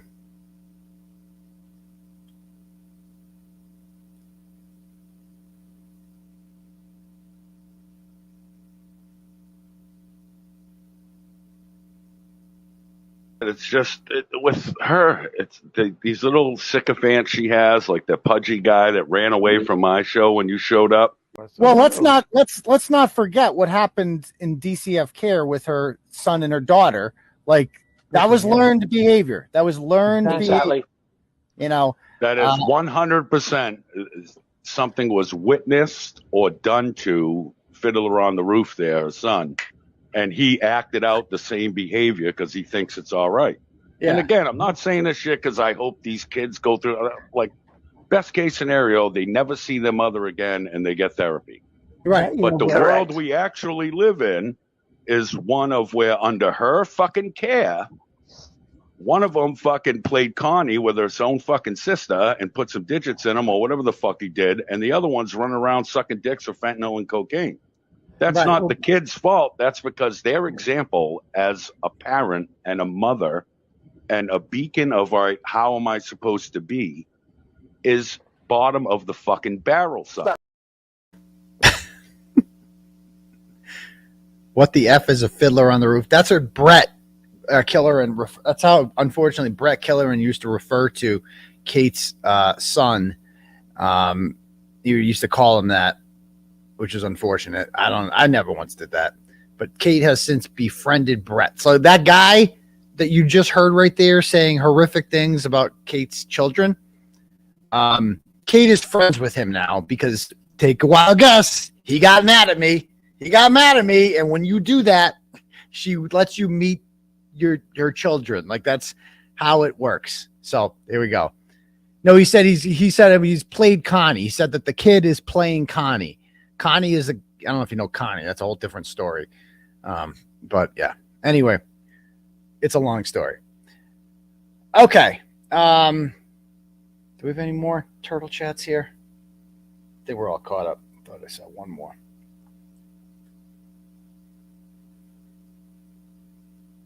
Okay. All right. So the other night on, do we have anything else we need to go over? Do you guys have anything you want to talk about? Because I'm just going to show a video here of something. If not, we can do a little open house here. Not that much to talk about tonight. I wanted to roast Amy DeAngelis because she can go fuck herself. Free the clock. Too many side drama stuff. I know, bro. If you're new here, you don't even understand the side dramas. It's a lot. I try not to get too into it. It is what it is. Finish explaining court from Friday. No, there's nothing else to explain. All right. You know, Jill Daniels is not in rehab. Her lawyer just couldn't make it, so got a 1 week extension. Okay. Okay. All right. So let's watch this video here. If you guys missed it, I showed this in Turtle Club the other night, but we need to watch it because I just laughed my fucking ass up. So the other big news this week was the non-indictment for somebody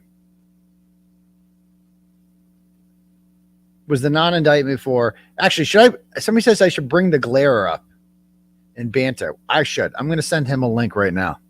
I'm sure he's out there. I'm going to send him a DM on Twitter.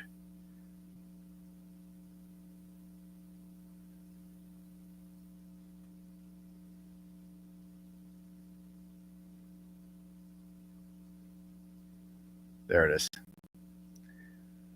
All right. If he wants to join me, he can come up. I like that.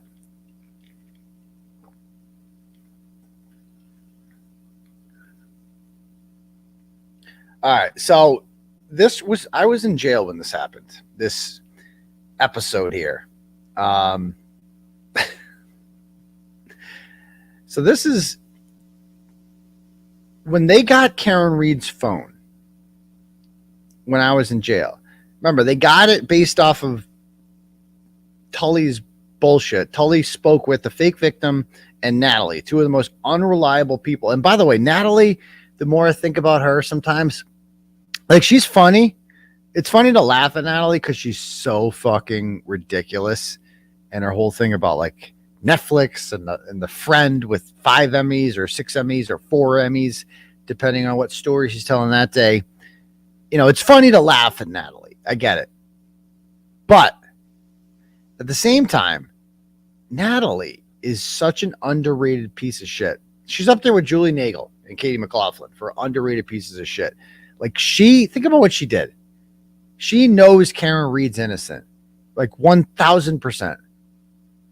And she presented herself as this person who wanted to help out and really help Karen get justice and work with Turtleboy and whatever. And literally all it took for her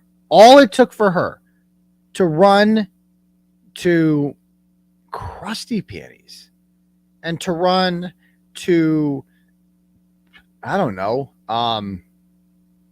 Brian Tully, and just offer up all these screenshots from her messages, which amounted to nothing. All they show was that she was the intermediary between Karen Reed and I, right?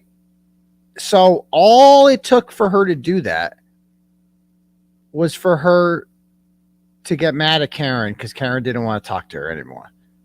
That's it. Like, that's all it took. Like, what a piece of shit. Like, what a worthless. It's funny to laugh at her, but she's also fucking disgusting. Like, she's also, and Natalie, I know you're watching, and I know that you living in California, you think you're just going to walk away from this, whatever.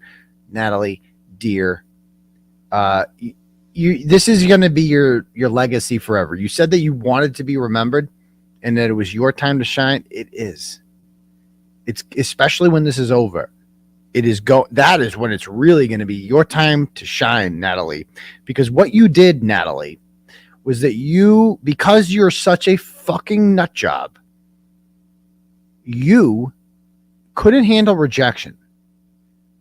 So you worked with Brian Tully and had him fly to meet you in California. And even though you didn't offer him anything, he still used that information to go into Karen Reed's house and take her phones and try to indict her based on your bullshit.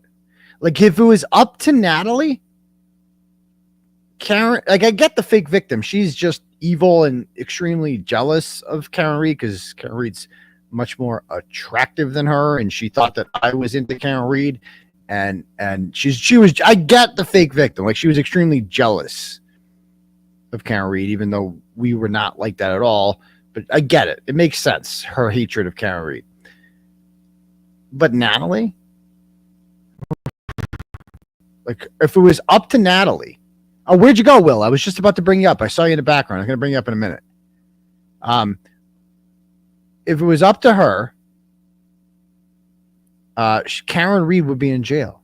Like, that's the craziest part about this, is that she's like, oh, you don't want to be my friend? Well, I'm going to send you to jail. Like, that's why. That's what Karen Reed deserved to be punished for that. And think about this for a minute. I was thinking about this today. It really is a miracle that Karen Reed wasn't incarcerated, didn't have her bail revoked. It really is. Because as the saying goes, they can indict a ham sandwich. It doesn't, you just need probable cause, which is like nothing. I got indicted over pretty much nothing.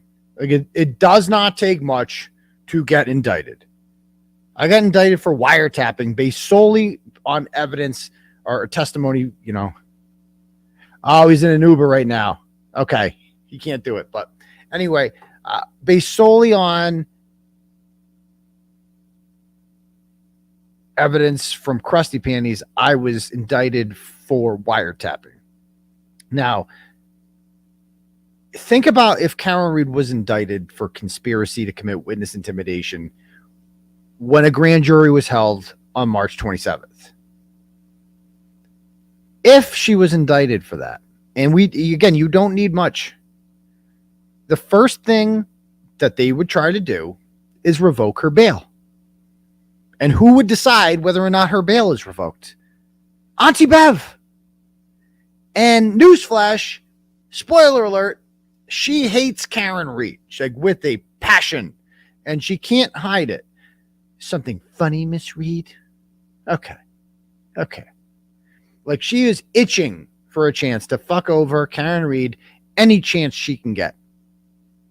And motion to revoke her bail? How quickly can I sign that shit? And if it was up to Natalie, then Karen would have spent that entire trial coming in to the courtroom in shackles. There would have been no free Karen Reed people outside cheering her on. There would have been no suits and pantsuits and, haircuts and, fundraisers, like all that shit. None of that would have happened if it was up to Natalie. Like, that's how. And so, Natalie, I know you're watching this, and you did this all, Natalie, because Karen Reed didn't want to be your friend. What is it like to be such a pathetic fucking loser, Natalie? What is that like? I'm going to ask you when this is done, Natalie. We will fly to you. We will ask this question. And if you don't answer, then your mother, Gina, will answer, won't she? Because I still have Gina's phone number, don't I, Natalie? Because you gave it to me. And you still in the furniture business, right? Right, Natalie? So after this is all said and done, just remember this, Natalie. This is your mark forever. You chose this. You chose to align with cop killers and crusty panties. You did that. So you made your bed, and now you're going to sleep in it. And right now we have our hands full with other things. But your time's coming. Just know that. Anyway, so when this first happened, in his report, Tully gets a subpoena for Karen Reed's phone on December 23rd, after he talked to the fake victim and Natalie. And he's like, because they tell him Karen Reed talks to Aidan all the time. Okay. So how often do they talk? He gets the phone records. 189 times. Oh my God. They talk 189 times. That's so many times on the phone too. Holy shit. And they use the Signal app and it's encrypted. Why don't they want us looking at their messages? We're the government. Why are you trying to hide shit from the government? Only guilty people try to hide shit from the government. Right. And anyone with the brain, I was in jail when this happened and this story broke. And anyone with the brain looks at this and is like, bro, but there's no story here. Like, so they talk on the phone. So what? Like, this was a stupid test. If you thought that this was a story, then you're a stupid person, period. So let's play this. This is, speaking of stupid people, Julie Grant had a panel with Coffindaffer and two other schmucks who offer absolutely nothing. And we played this on Turtle Club. We're going to play it again now because it's too stupid not to share again. There were 189 phone calls between Turtleboy's real name is Aidan Kearney and Karen Reed. 189 calls between the two, although the two of them have publicly denied knowing each other. Now, goes on to say, based on the foregoing facts, there is probable cause to believe that Karen Reed committed conspiracy to commit intimidation of witnesses by entering into an agreement with Aidan Kearney, Turtleboy, by providing information, photography, material relative to her criminal defense, and editorial oversight of blog posts and videos intended to harass, intimidate, and cause emotional harm. Can you guys hear this? My goodness. Now, we don't know what was found in her phones. It's just like, this is the stupidest person on television. Like, again, I want to play that part again. Just listen to this. No harm. My goodness. Now we. My goodness. Oh my God. A reporter spoke to the subject is reporting on the phone. My goodness. What did they talk about on the phone? I have no fucking clue. But my goodness, I bet you it's horrible. My goodness. How dare you? Like, just the actress, like, come, he spoke on the phone. You didn't know we were talking? Come on. Oh, but he said they weren't talking on the phone. My goodness. I can't believe that Turtleboy was not honest with me about who he was talking to on the phone.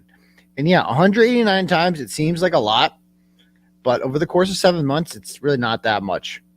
I probably talked to her on average once a day, because why the fuck wouldn't I? You know why I talked to Karen Reed on average once a day? Because I wrote about her on average twice a day.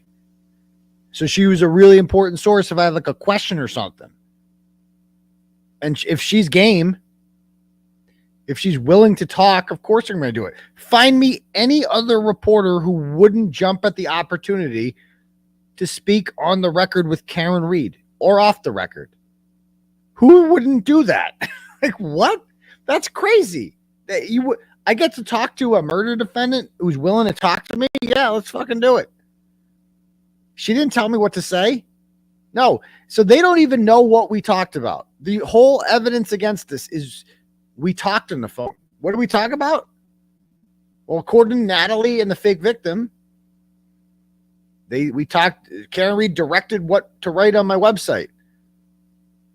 Nope. Karen Reed gave me sources. She gave me information.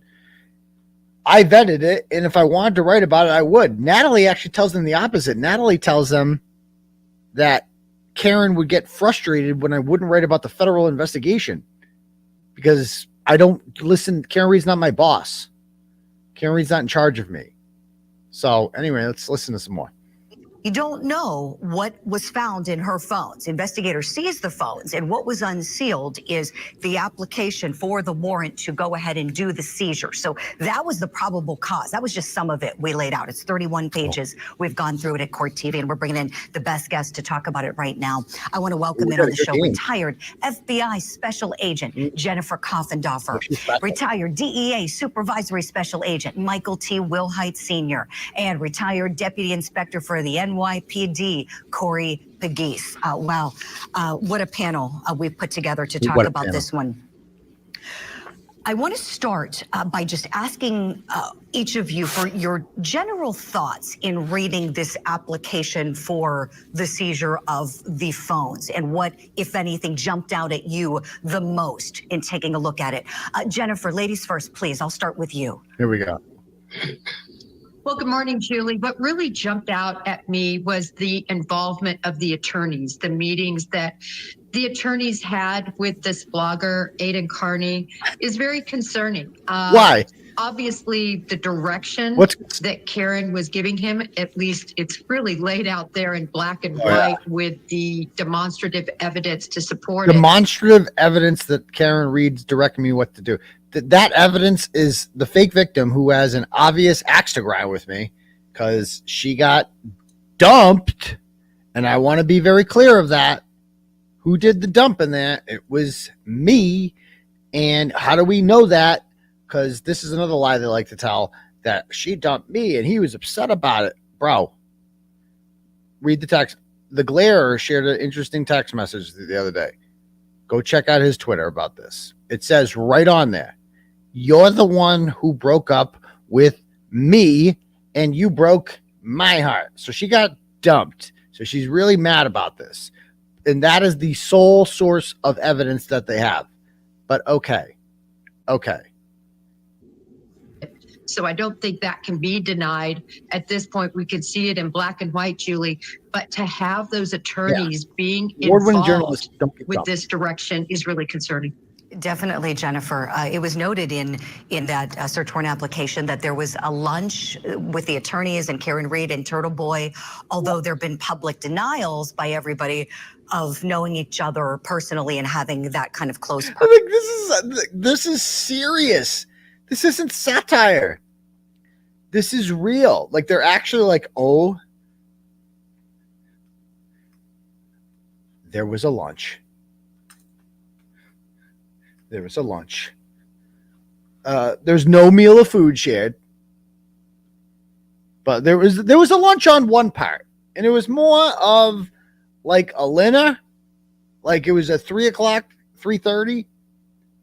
Alan Jackson was shoveling pasta down his throat.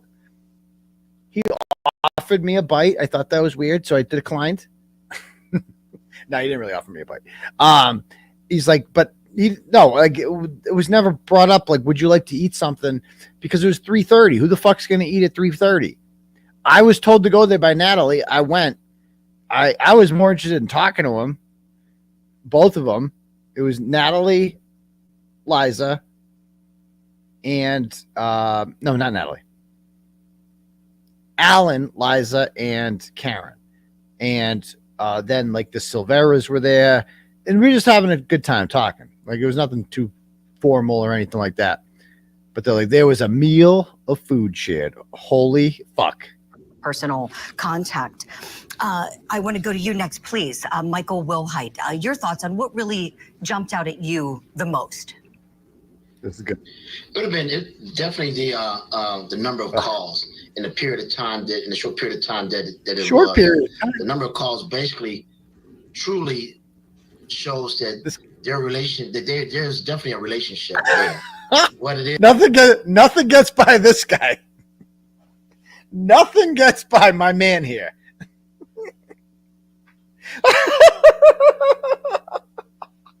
I laugh so hard watching this. Like, what's your thoughts on this? They're bringing him on. So what stood out to you most? 189 times they talked on the phone. Really? Why'd that stand out to you? Well, it shows that there was definitely a relationship. This guy's a deep thinker right here. Holy shit. We don't know. What they talked about, we don't know. Well, that would really be the interesting part, right? When it comes to witness intimidation, like, what did they actually talk about? Did they talk about witness intimidation? Because if not, it's really not much of a fucking story, is it, dipshit? Something's going on there. Something. Mm-hmm. Lots of calls. And it was also noted in that search warrant application that police say that there was a friend, a former friend, who acted as a go-between so that Karen Read wouldn't be seen having direct contact with Turtleboy, so she would relay the messages to the friend. Right. It was noted in the warrant this friend said that she initially believed Karen Read's story, but then has since changed her opinion and has shared with police. Like that matters. Like, notice she has to point that in. Natalie has since changed her opinion, because Natalie is a very serious person who has changed her opinion, not based on a grudge or anything like that Karen doesn't want to be friends with her. She actually has put a lot of thought into this. Don't you know? Ugh. She knows in passing along those messages so that the messaging wouldn't be direct. 𝗁𝗏𝗄𝗆 Pegues, last but certainly not least, your biggest takeaway from reading this warrant? Well, so, they kind of hit it both the other guests. But the biggest takeaway is that, first of all, before he says what his biggest takeaway is, bro, how many copies of your own book do you need on display? This guy's like, I'm going on Court TV, so I am going to make sure directly over my shoulder is a full vertical copy of my book, followed by 3 copies of my book stacked up on top of each other, because you can never have enough copies of your own book in the background when you're on Court TV. Okay? Once a Cop by 𝗁𝗏𝗄𝗆 Pegues. Yeah, he must have wrote it. So what's his biggest takeaway? Let's hear it. People still think that they can get away with this stuff. This is amazing. We go through these cases, Julie, all the time. And we're constantly saying an electronic footprint is going to seal this case. All the time. 189 calls, trying to get a go-between to send the messages, denying the fact that the person. It's 2024. If you're using a phone, a computer, or anything, for all the criminals out there, the electronic footprint will take you down. Oh my God, that is such a boomer take. That is such a boomer take. Like, there's an electronic trail. Like, we don't know that, motherfucker. Like, we don't know that. Like, we weren't trying to be secretive about it. Like, if they got our phones, then we're caught. Like, it's caught what? I don't know. Like, we weren't that worried about it because it's not a fucking crime. Dipshit. Like we were doing all this to be sneaky, like we're like hiding something. It's like, or I just don't reveal my sources. How about that? This guy's like, this is such a boomer take to be like, oh, notice to all the criminals out there, there's a digital footprint of everything you do. Oh, really? Oh, fuck. I thought it was like a secret. I had no idea that Verizon monitors my records and like keeps track of them and shit. Fuck. Thank God I got Booker T. Washington over here to come on and tell me that shit. Oh, thank you, George Washington Carver. Okay, go ahead. What else you got?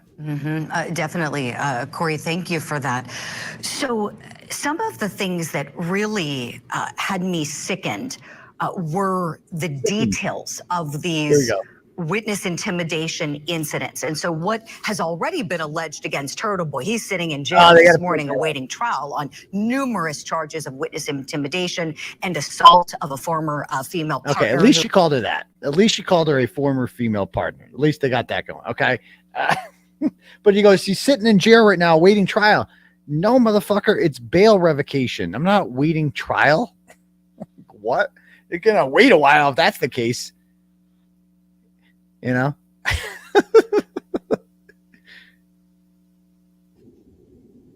Who has provided information that's in the warrant as well.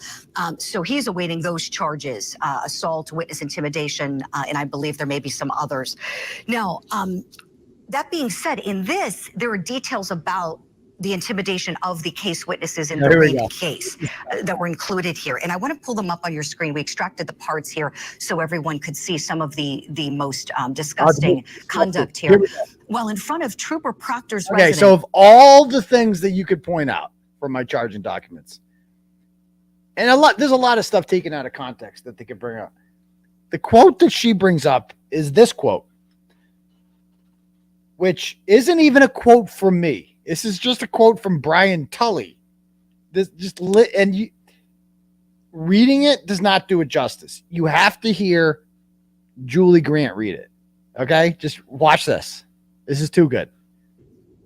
Kearney, that's Turtleboy, described how Trooper Proctor allegedly participated in framing Karen Reed for the purpose of covering for other police officers, planted evidence, and called him a disgrace. During the speech, Kearney continually pointed to the residence while in front of the home. Members of the protest walked on the lawn of Proctor's residence and spit on his driveway. So this, Jennifer... Oh my God. One more time. What happened? What did they do? Disgrace. During the speech, Kearney continually pointed to the residence while in front of the home. Members of the protest walked on the lawn of Proctor's residence and spit on his driveway. Oh my God. Oh my fucking God. Not the driveway. Not the driveway. Not the good cement. The asphalt. Oh my God. Oh my God. It's going to take so long to come out in the rain. Oh my God. The funniest part about that is that nobody actually spit on the driveway and nobody walked on the yard. Like it's all on video. I live streamed the whole thing. I'm the only criminal that live streamed this whole fucking alleged crime spree. And nobody steps on the lawn. Nobody spits on the driveway. But if they did, the fact that that is the worst thing that they can come up with, that they spit on the driveway. Oh my God. Holy fuck. This is like the pearl clutching of 189 phone calls. Oh my God. Oh my God. Wait a minute. He didn't tell the truth. He wasn't honest with Gretchen Voss. Spit on the driveway. Is there no humanity? What is this world coming to, folks? Next thing you know, they're going to be throwing rubber duckies in Canton. When does this end? When does it end, I ask you? Go on.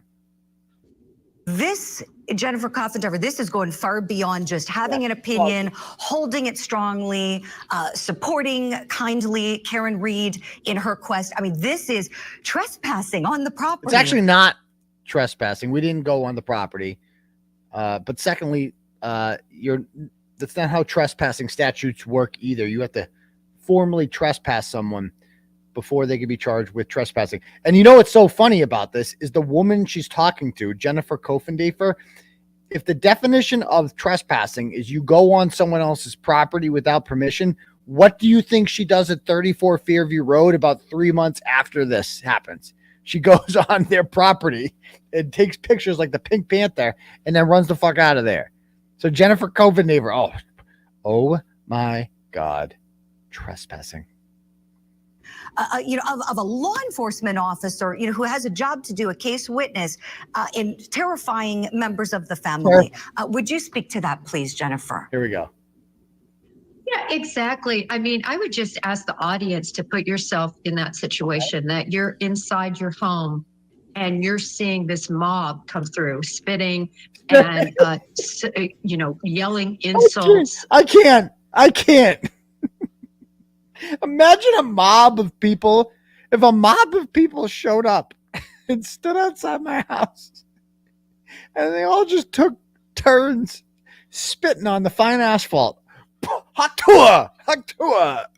Just everybody just comes up and spits on that motherfucker. Spit on that thing.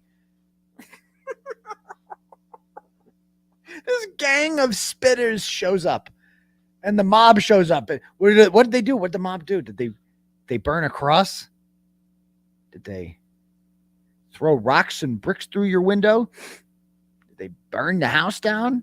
Did they come inside? Even worse. They spit on the asphalt. No. And you recently had it seal coated. My God. What is this world coming to?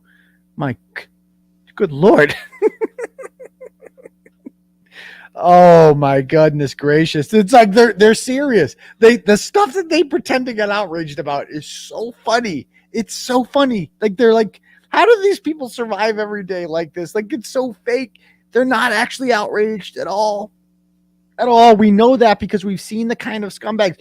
Julie Grant has crusty panties on her show 6 months later. She's clearly not offended by anything at all. Okay.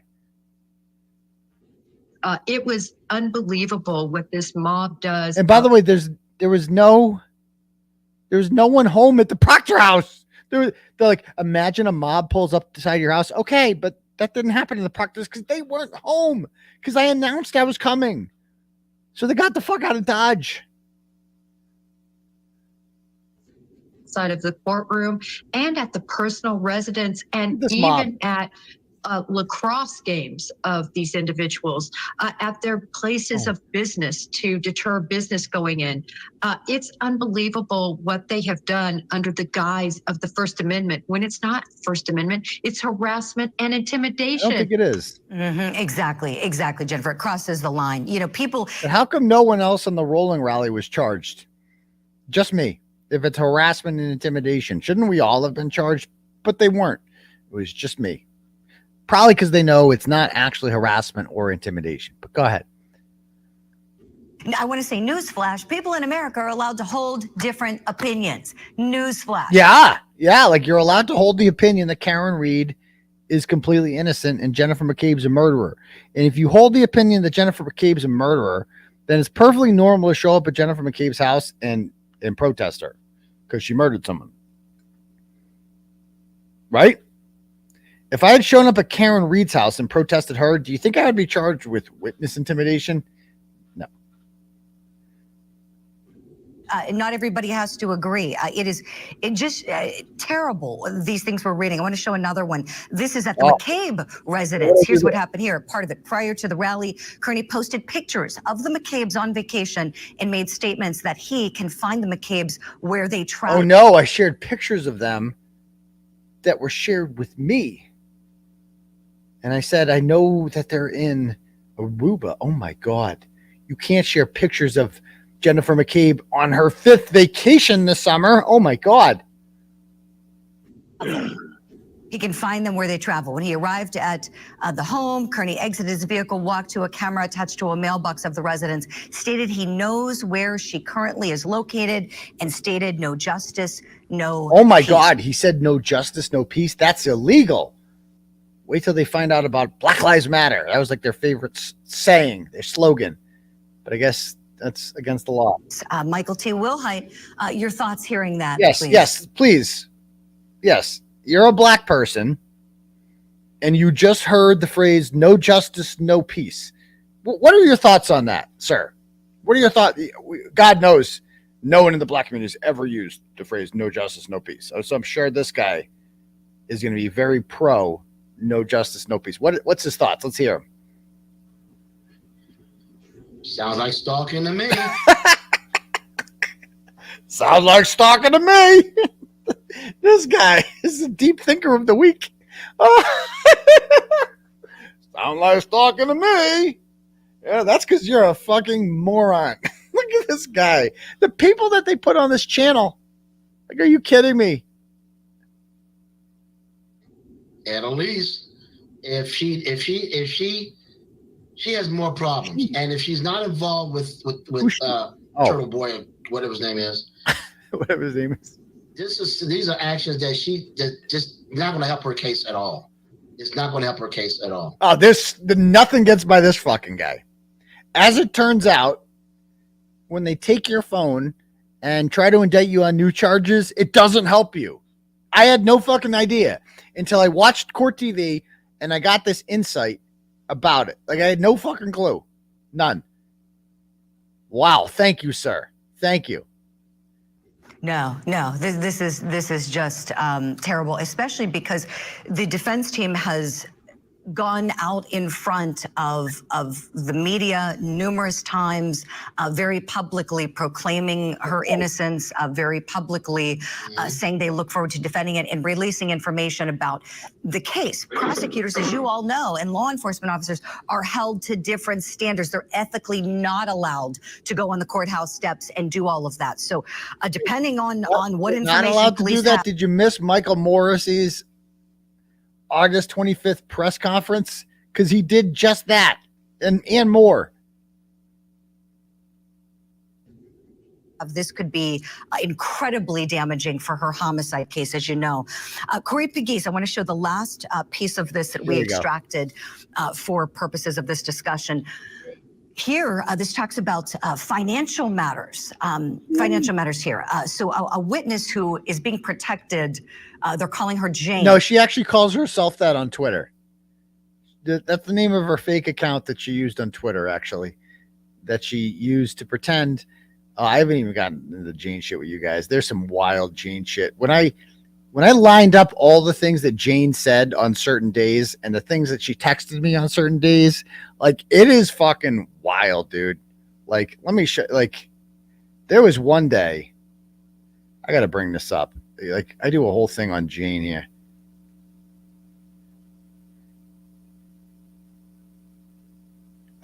Okay, so let me show you this.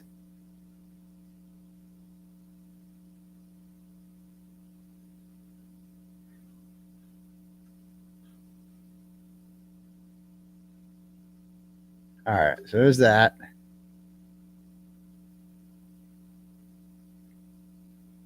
And there's this.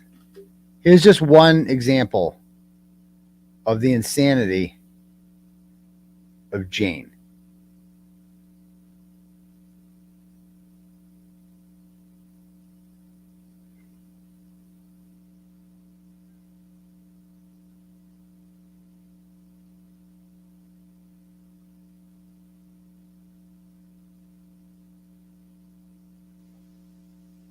All right, so here's some Jane tweets. All right, so Jane is hanging around with Coffindaffer, saying, "Can he be charged with anything illegal they find on his devices? If they find proof of him, will they find it? Can they do it? Celebrate cannot retrieve his messages with Karen Reed to the Signal app, correct? And you're a professional. Do you honestly anticipate him serving any jail time?" Like, she asks on other ones, like, "Oh, can we hope he will go to jail?" Like, all this shit. This is Jane. And then here's what she texts me on that day. I show her something Jane said, and I'm like, look at this person is asking if can they be charged with like anything on the phone? And I go, because I said, Coffindaffer is feeding into troll bullshit about kitty porn being on my phone. The kitty boy, that's what Jane said. And I had no idea. I was talking to Jane. And then Jane tells me, oh, they are really reaching, huh? Don't even read that garbage. The garbage she's writing is Jane. It's like, what? And then I go, I can't wait for the Alberts to go down. I know, and they will. The universe will right itself. Just keep staying true to what's right. This is Jane. Like, this is fucking the same person. It's the same goddamn, and this is the person that the state police are using as a source, and that Julie Grant is on court TV quoting. Like, are you kidding me?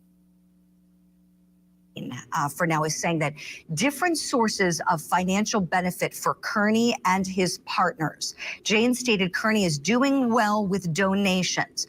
Kearney had alluded to the fact that he did not pay for a Lexus SUV he recently acquired. And in the warrant, it says it was paid for by a personal check. So I guess he did pay for it. It was paid for by a personal check from him. So Jane lied, basically. So Jane wasn't honest. Jane tells them, and she knew that. She knew I didn't get elected. I never once told her that. Just made shit up. She made shit up. Unlike, her minivan, which is paid for by Frankie, the guy she got locked up. My car was paid for by me. I pay for my own shit. Donations. There's a GoFundMe apparently for Karen Read's defense, and it's my understanding that she is very well off. And so I'm wondering, is there going to be an investigation by law enforcement into the money and where this money's going, what people are doing with it? 𝗁𝗏𝗄𝗏, your thoughts, please. Oh, most definitely. In any investigation, money involved. You always want to follow the money. Oh my God, this guy's just got so many boomer takes. Yeah, you want to follow the money. Oh yeah, you definitely want to follow the money. What? Like we're laundering money. Like there's some money laundering thing going on here between me and Karen Read. This guy's just like reading cliche takes about like, I wrote about in my book how you have to always follow the money. Chapter 4, follow the money. I actually called it that. Chapter 4, follow the money. This guy. Oh. The money's gonna always help you out in any investigation. Where the money is coming from, who's the money going to, how's the money spent. And there's no problem with someone having a GoFundMe account. We see that quite often. But when you tie in a GoFundMe account to someone giving vital information out to intimidation, it just doesn't look good. Does he even know what any of these words mean? The GoFundMe is attached to what? Giving vital information out. Giving vital information out. So you guys donated to Karen Read's GoFundMe, and somehow that was a bribe for Karen Read to give me information. Is that what Booker T is saying here? Out to intimidation. What? It just doesn't look good. Words. It's not looking good. The 189 calls, the electronic footprint. Judy, that's my thing. It's really going to be hard for them to explain this 189. God, it's going to be so hard to explain it. But give me a chance. Hear me out, Booker T. The 189 phone calls, it says that I did that because I did it. Because I called her, and sometimes she would call me 189 times. And we talked about,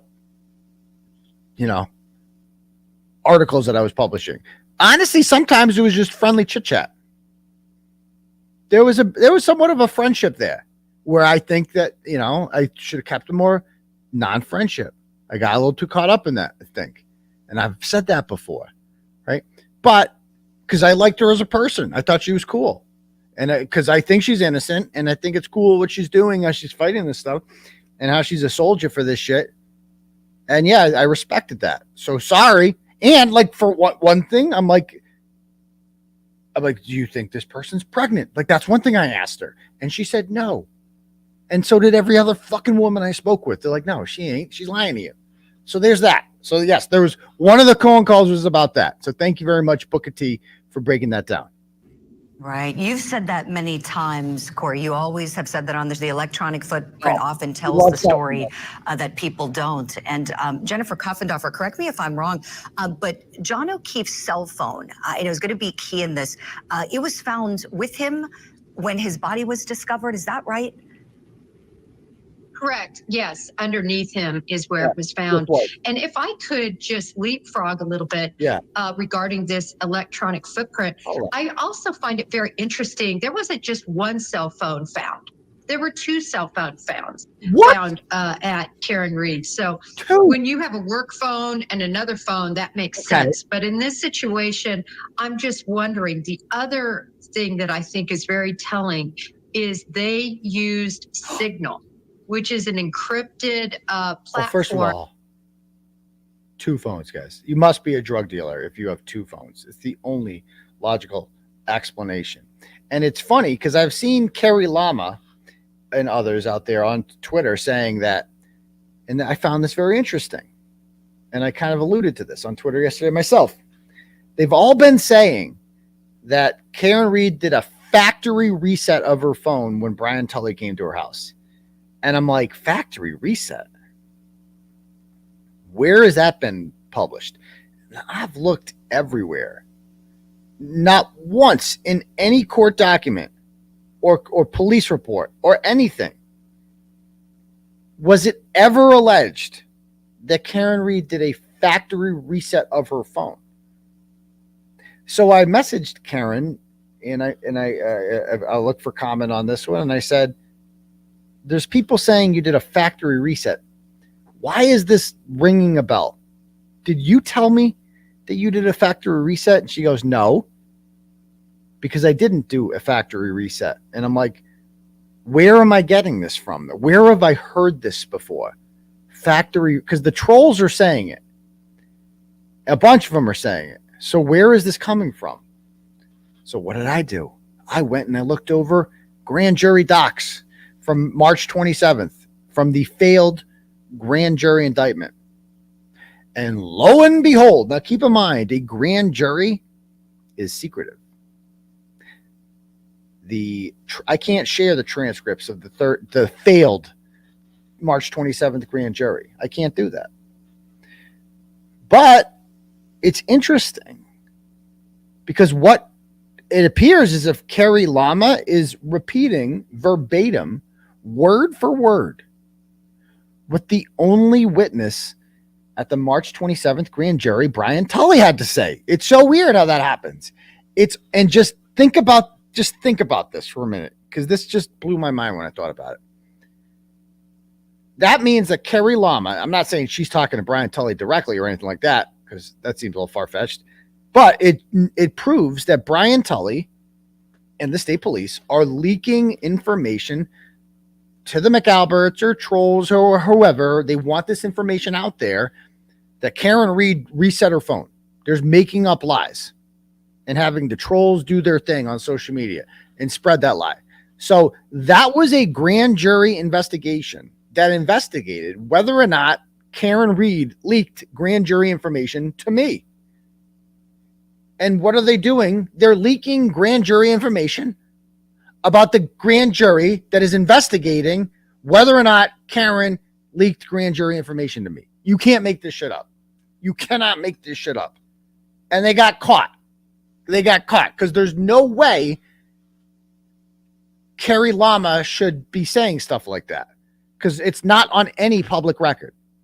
And she responded on Twitter yesterday, and she's like, no, I read about this in a bunch of places. And it's like, okay, show me where you read it. You can't, because it's not in any public court document. It's in a secretive court document, which you seem to know about. So how the fuck do you know about this allegation? Only one place has this ever been alleged, a closed door place that you should have no knowledge of. Yet you do have knowledge of this baseless allegation, which is completely untrue. This is how dirty the state cops are. They literally lie and have just complete degenerates spread their lies on social media. That means something to them. Okay. That you can communicate to cut down it being tracked. Why were you using Signal if you thought you were doing something above board? It's quite simple. You weren't doing something above board. Jennifer, that's a great point. Yeah, the Signal app, that was in there as well. And that friend was a go-between on there too, as I understand it, sending things. And then we also couple that with the public denial of having that close contact. And that also... I wasn't honest, guys, with Gretchen Voss. I didn't tell Gretchen Voss that an anonymous source, I didn't identify an anonymous source to her. Guilty as charged. It makes you wonder if there's nothing to hide, why were these measures taken according to police.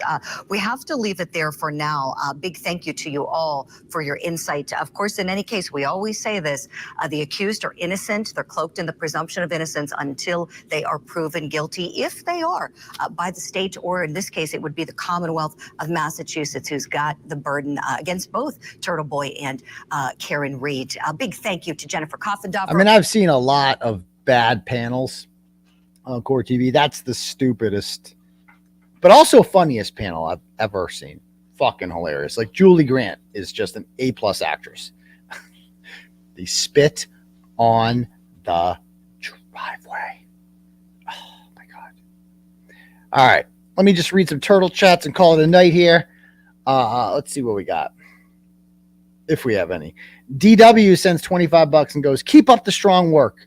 I've been with you since Busgate. Glad you've been mentioning that one recently. I know. I shared it the other day on Facebook.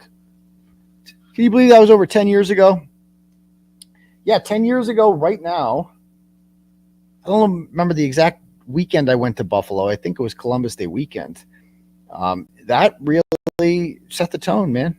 The Buffalo weekend changed everything. Go read my book if you haven't read it. It was right around this time when I had my last day in the classroom as a teacher. I lasted like 6 weeks into that year or so. And, best decision I ever made was leaving I love teaching. I loved it. I was really good at it, as you can imagine. But, it just wasn't what I was meant to do. I was meant to be Turtleboy. I'm living my destiny right now. So there's that. Okay. Do we have any more turtle chats or cash apps? I thought I had a couple cash apps here. Yeah, I do. Catherine sends $10 and goes, Julie is a big stinky asshole. True that, girl. Thank you, Catherine. Nikki sends 10 and goes, another 10 to emphasize Guarino lied about the chip off. That's a good point, Nikki. Thank you very much. Adrian sends $5 and has no comment. Thank you, Adrian. Odd sends $5 and goes, how would you like me to paint a turtle for you? Hopefully not a real turtle. Leave them turtles alone, but I would accept your offer. Thank you very much. Okay. All right, guys. Anyone else have anything to say before we call it a night? How about Lanker on NBC 10? He was on NBC 10? When? I didn't know that. This is my destiny, Richie. You're right. This is what I was meant to do. I was meant to be Turtleboy. Court TV, Scott Peterson's trial. That was like 20 years ago. Oh, we have a Shepherd Hill grad. Excellent. TMK888. Were you there when I was there? I don't know. Been with me since I was anonymous, so thank you very much. Old school turtle riders.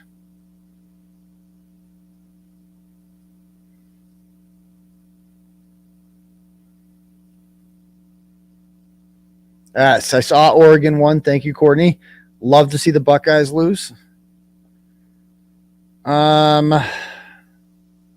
You could not remain a teacher as much as you loved it. It was your true calling. Yeah, I couldn't do them both at the same time, that's for sure. And I just couldn't keep my mouth shut. I have a big mouth, and I have a lot to say. It's just not conducive to the job of being a public educator. As much as you should have free speech rights as a teacher, you don't. So it is what it is. I did not see Lanker I did not see him on the half hammer. I did not know what the hell is he on there for? Yeah, the 𝗕𝗏 trial starting this week, isn't it? That should be interesting. Yeah, no exposing. I didn't know. Every day Laura asks me who I should put on the thing. I'm like, just throw Mello up there. We'll probably get to roasting him, but we didn't do it. I was going to revisit the Betterow letters, but we covered that pretty clearly on Tuesday. Yes, I am. We're going to get the wrinkles out, Matt. We're going to work on them. I promise.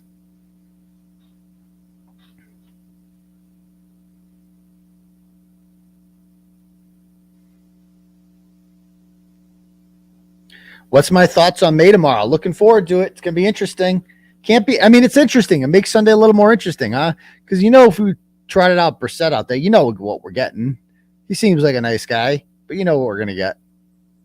So, yeah, nothing to lose. Let's see what happens, We're probably going to lose, so we have nothing to lose.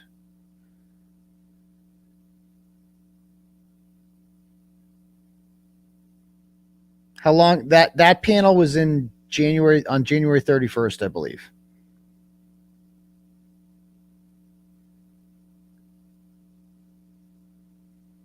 Well, thank you. I have been teaching thousands of people. I appreciate that. Rushos Mac. I don't know what those letters are. Thank you.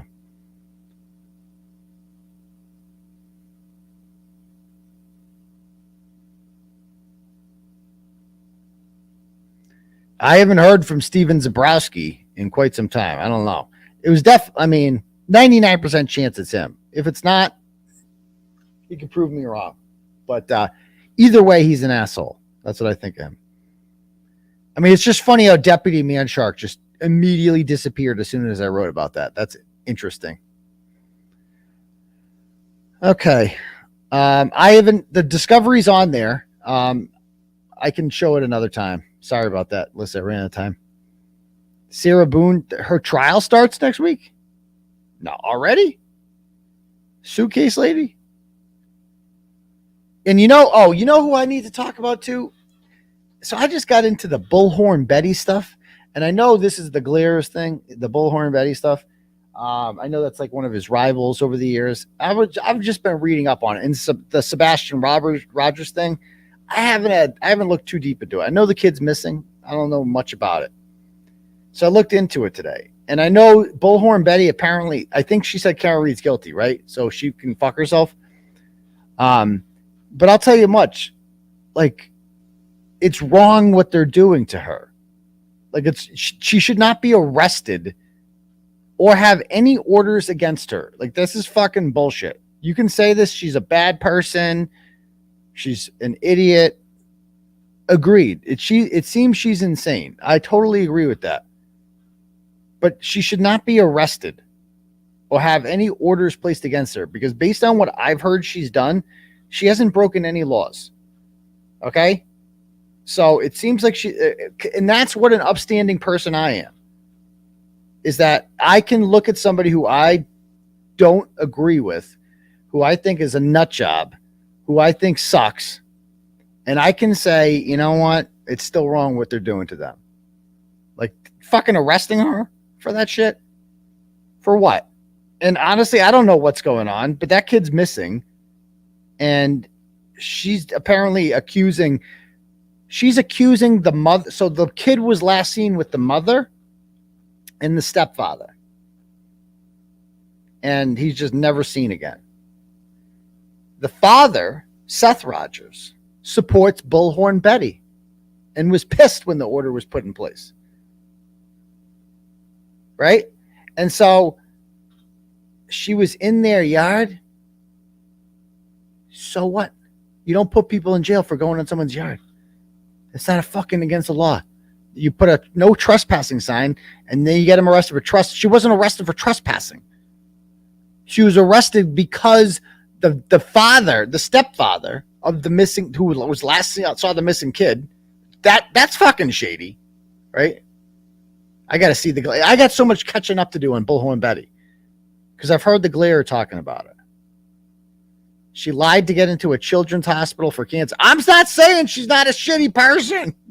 I'm not saying she's the type, but doesn't that shows what a person of conviction I am, is that I can say about a shitty person, it's still fucked up.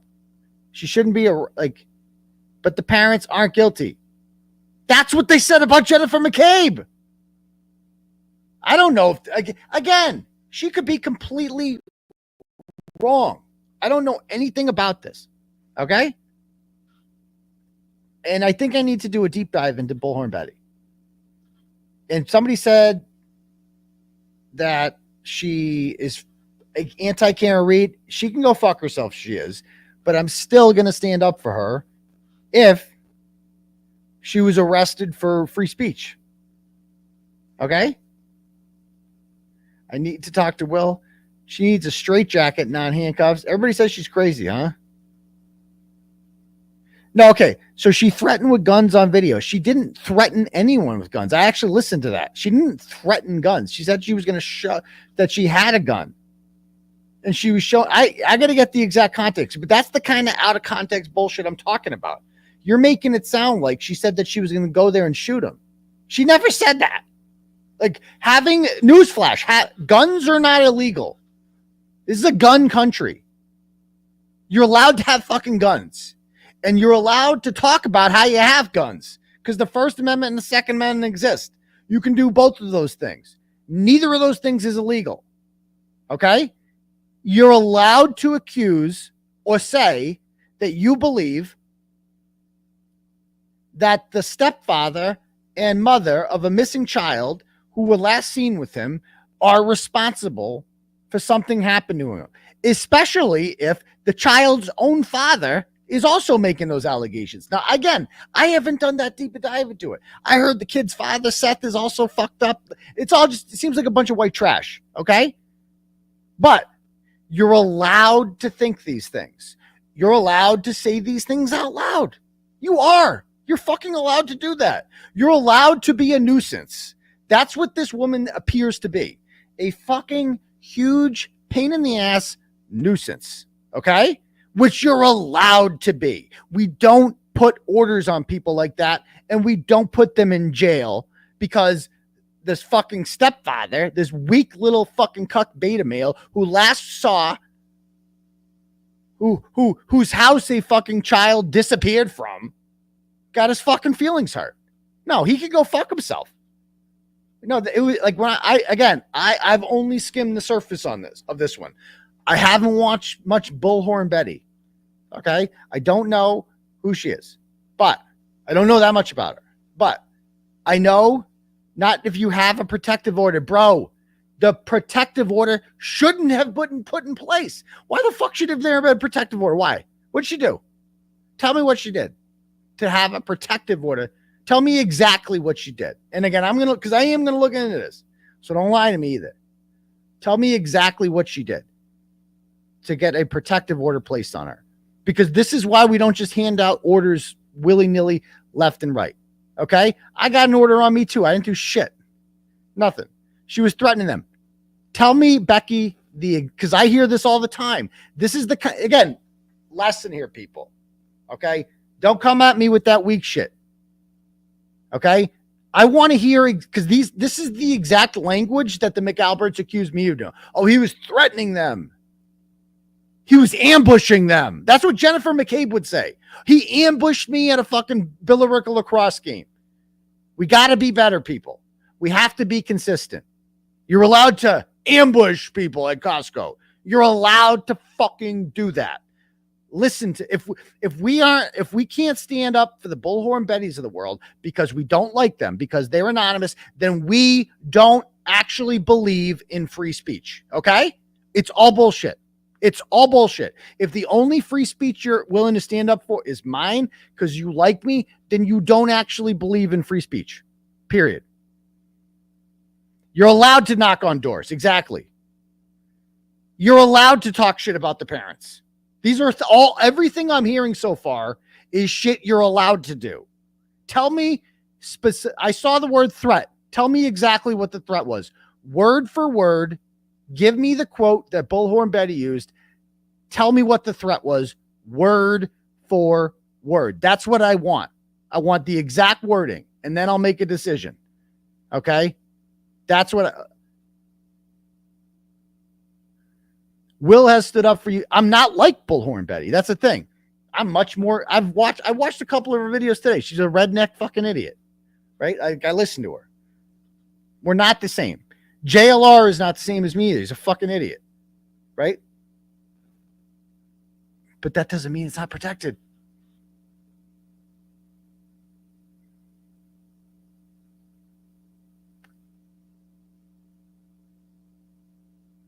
You need to talk to Will about her. That's all I can say. Yeah, exactly. I think I do need to sit down with Will and talk about that.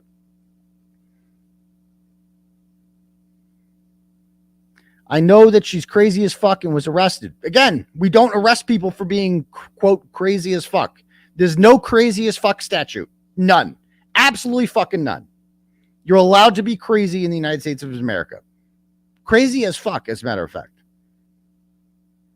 Period.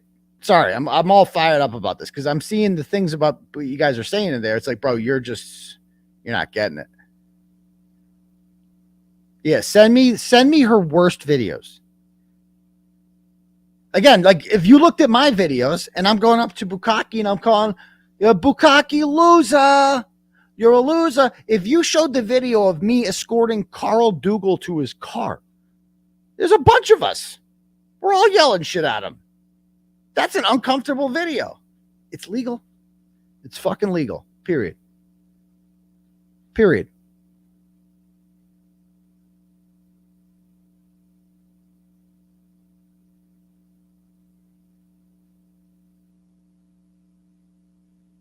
All right.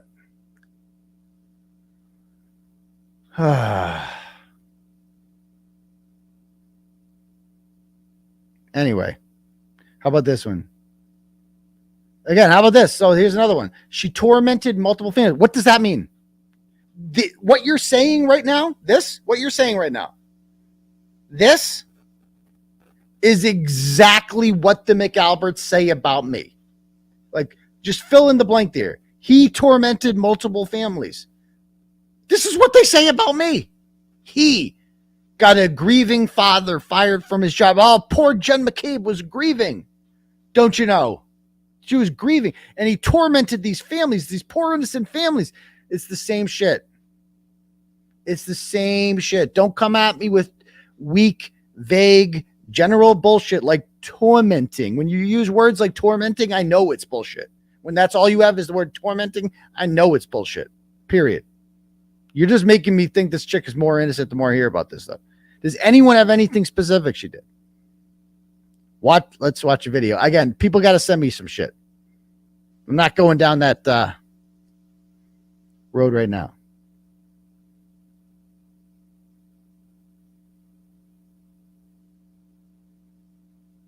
All right. I agree. I agree she's not so. I know she's an idiot. It doesn't matter. It doesn't matter. So, anyway, guys, I'm going to call it a day. We're going to talk about Bullhorn Betty. We're going to talk about her another time. All right, guys. But tonight, I'm going to bed. So, love you fine people. Peace to you, bum crease. Go Patriots. Go Drake May. Peace.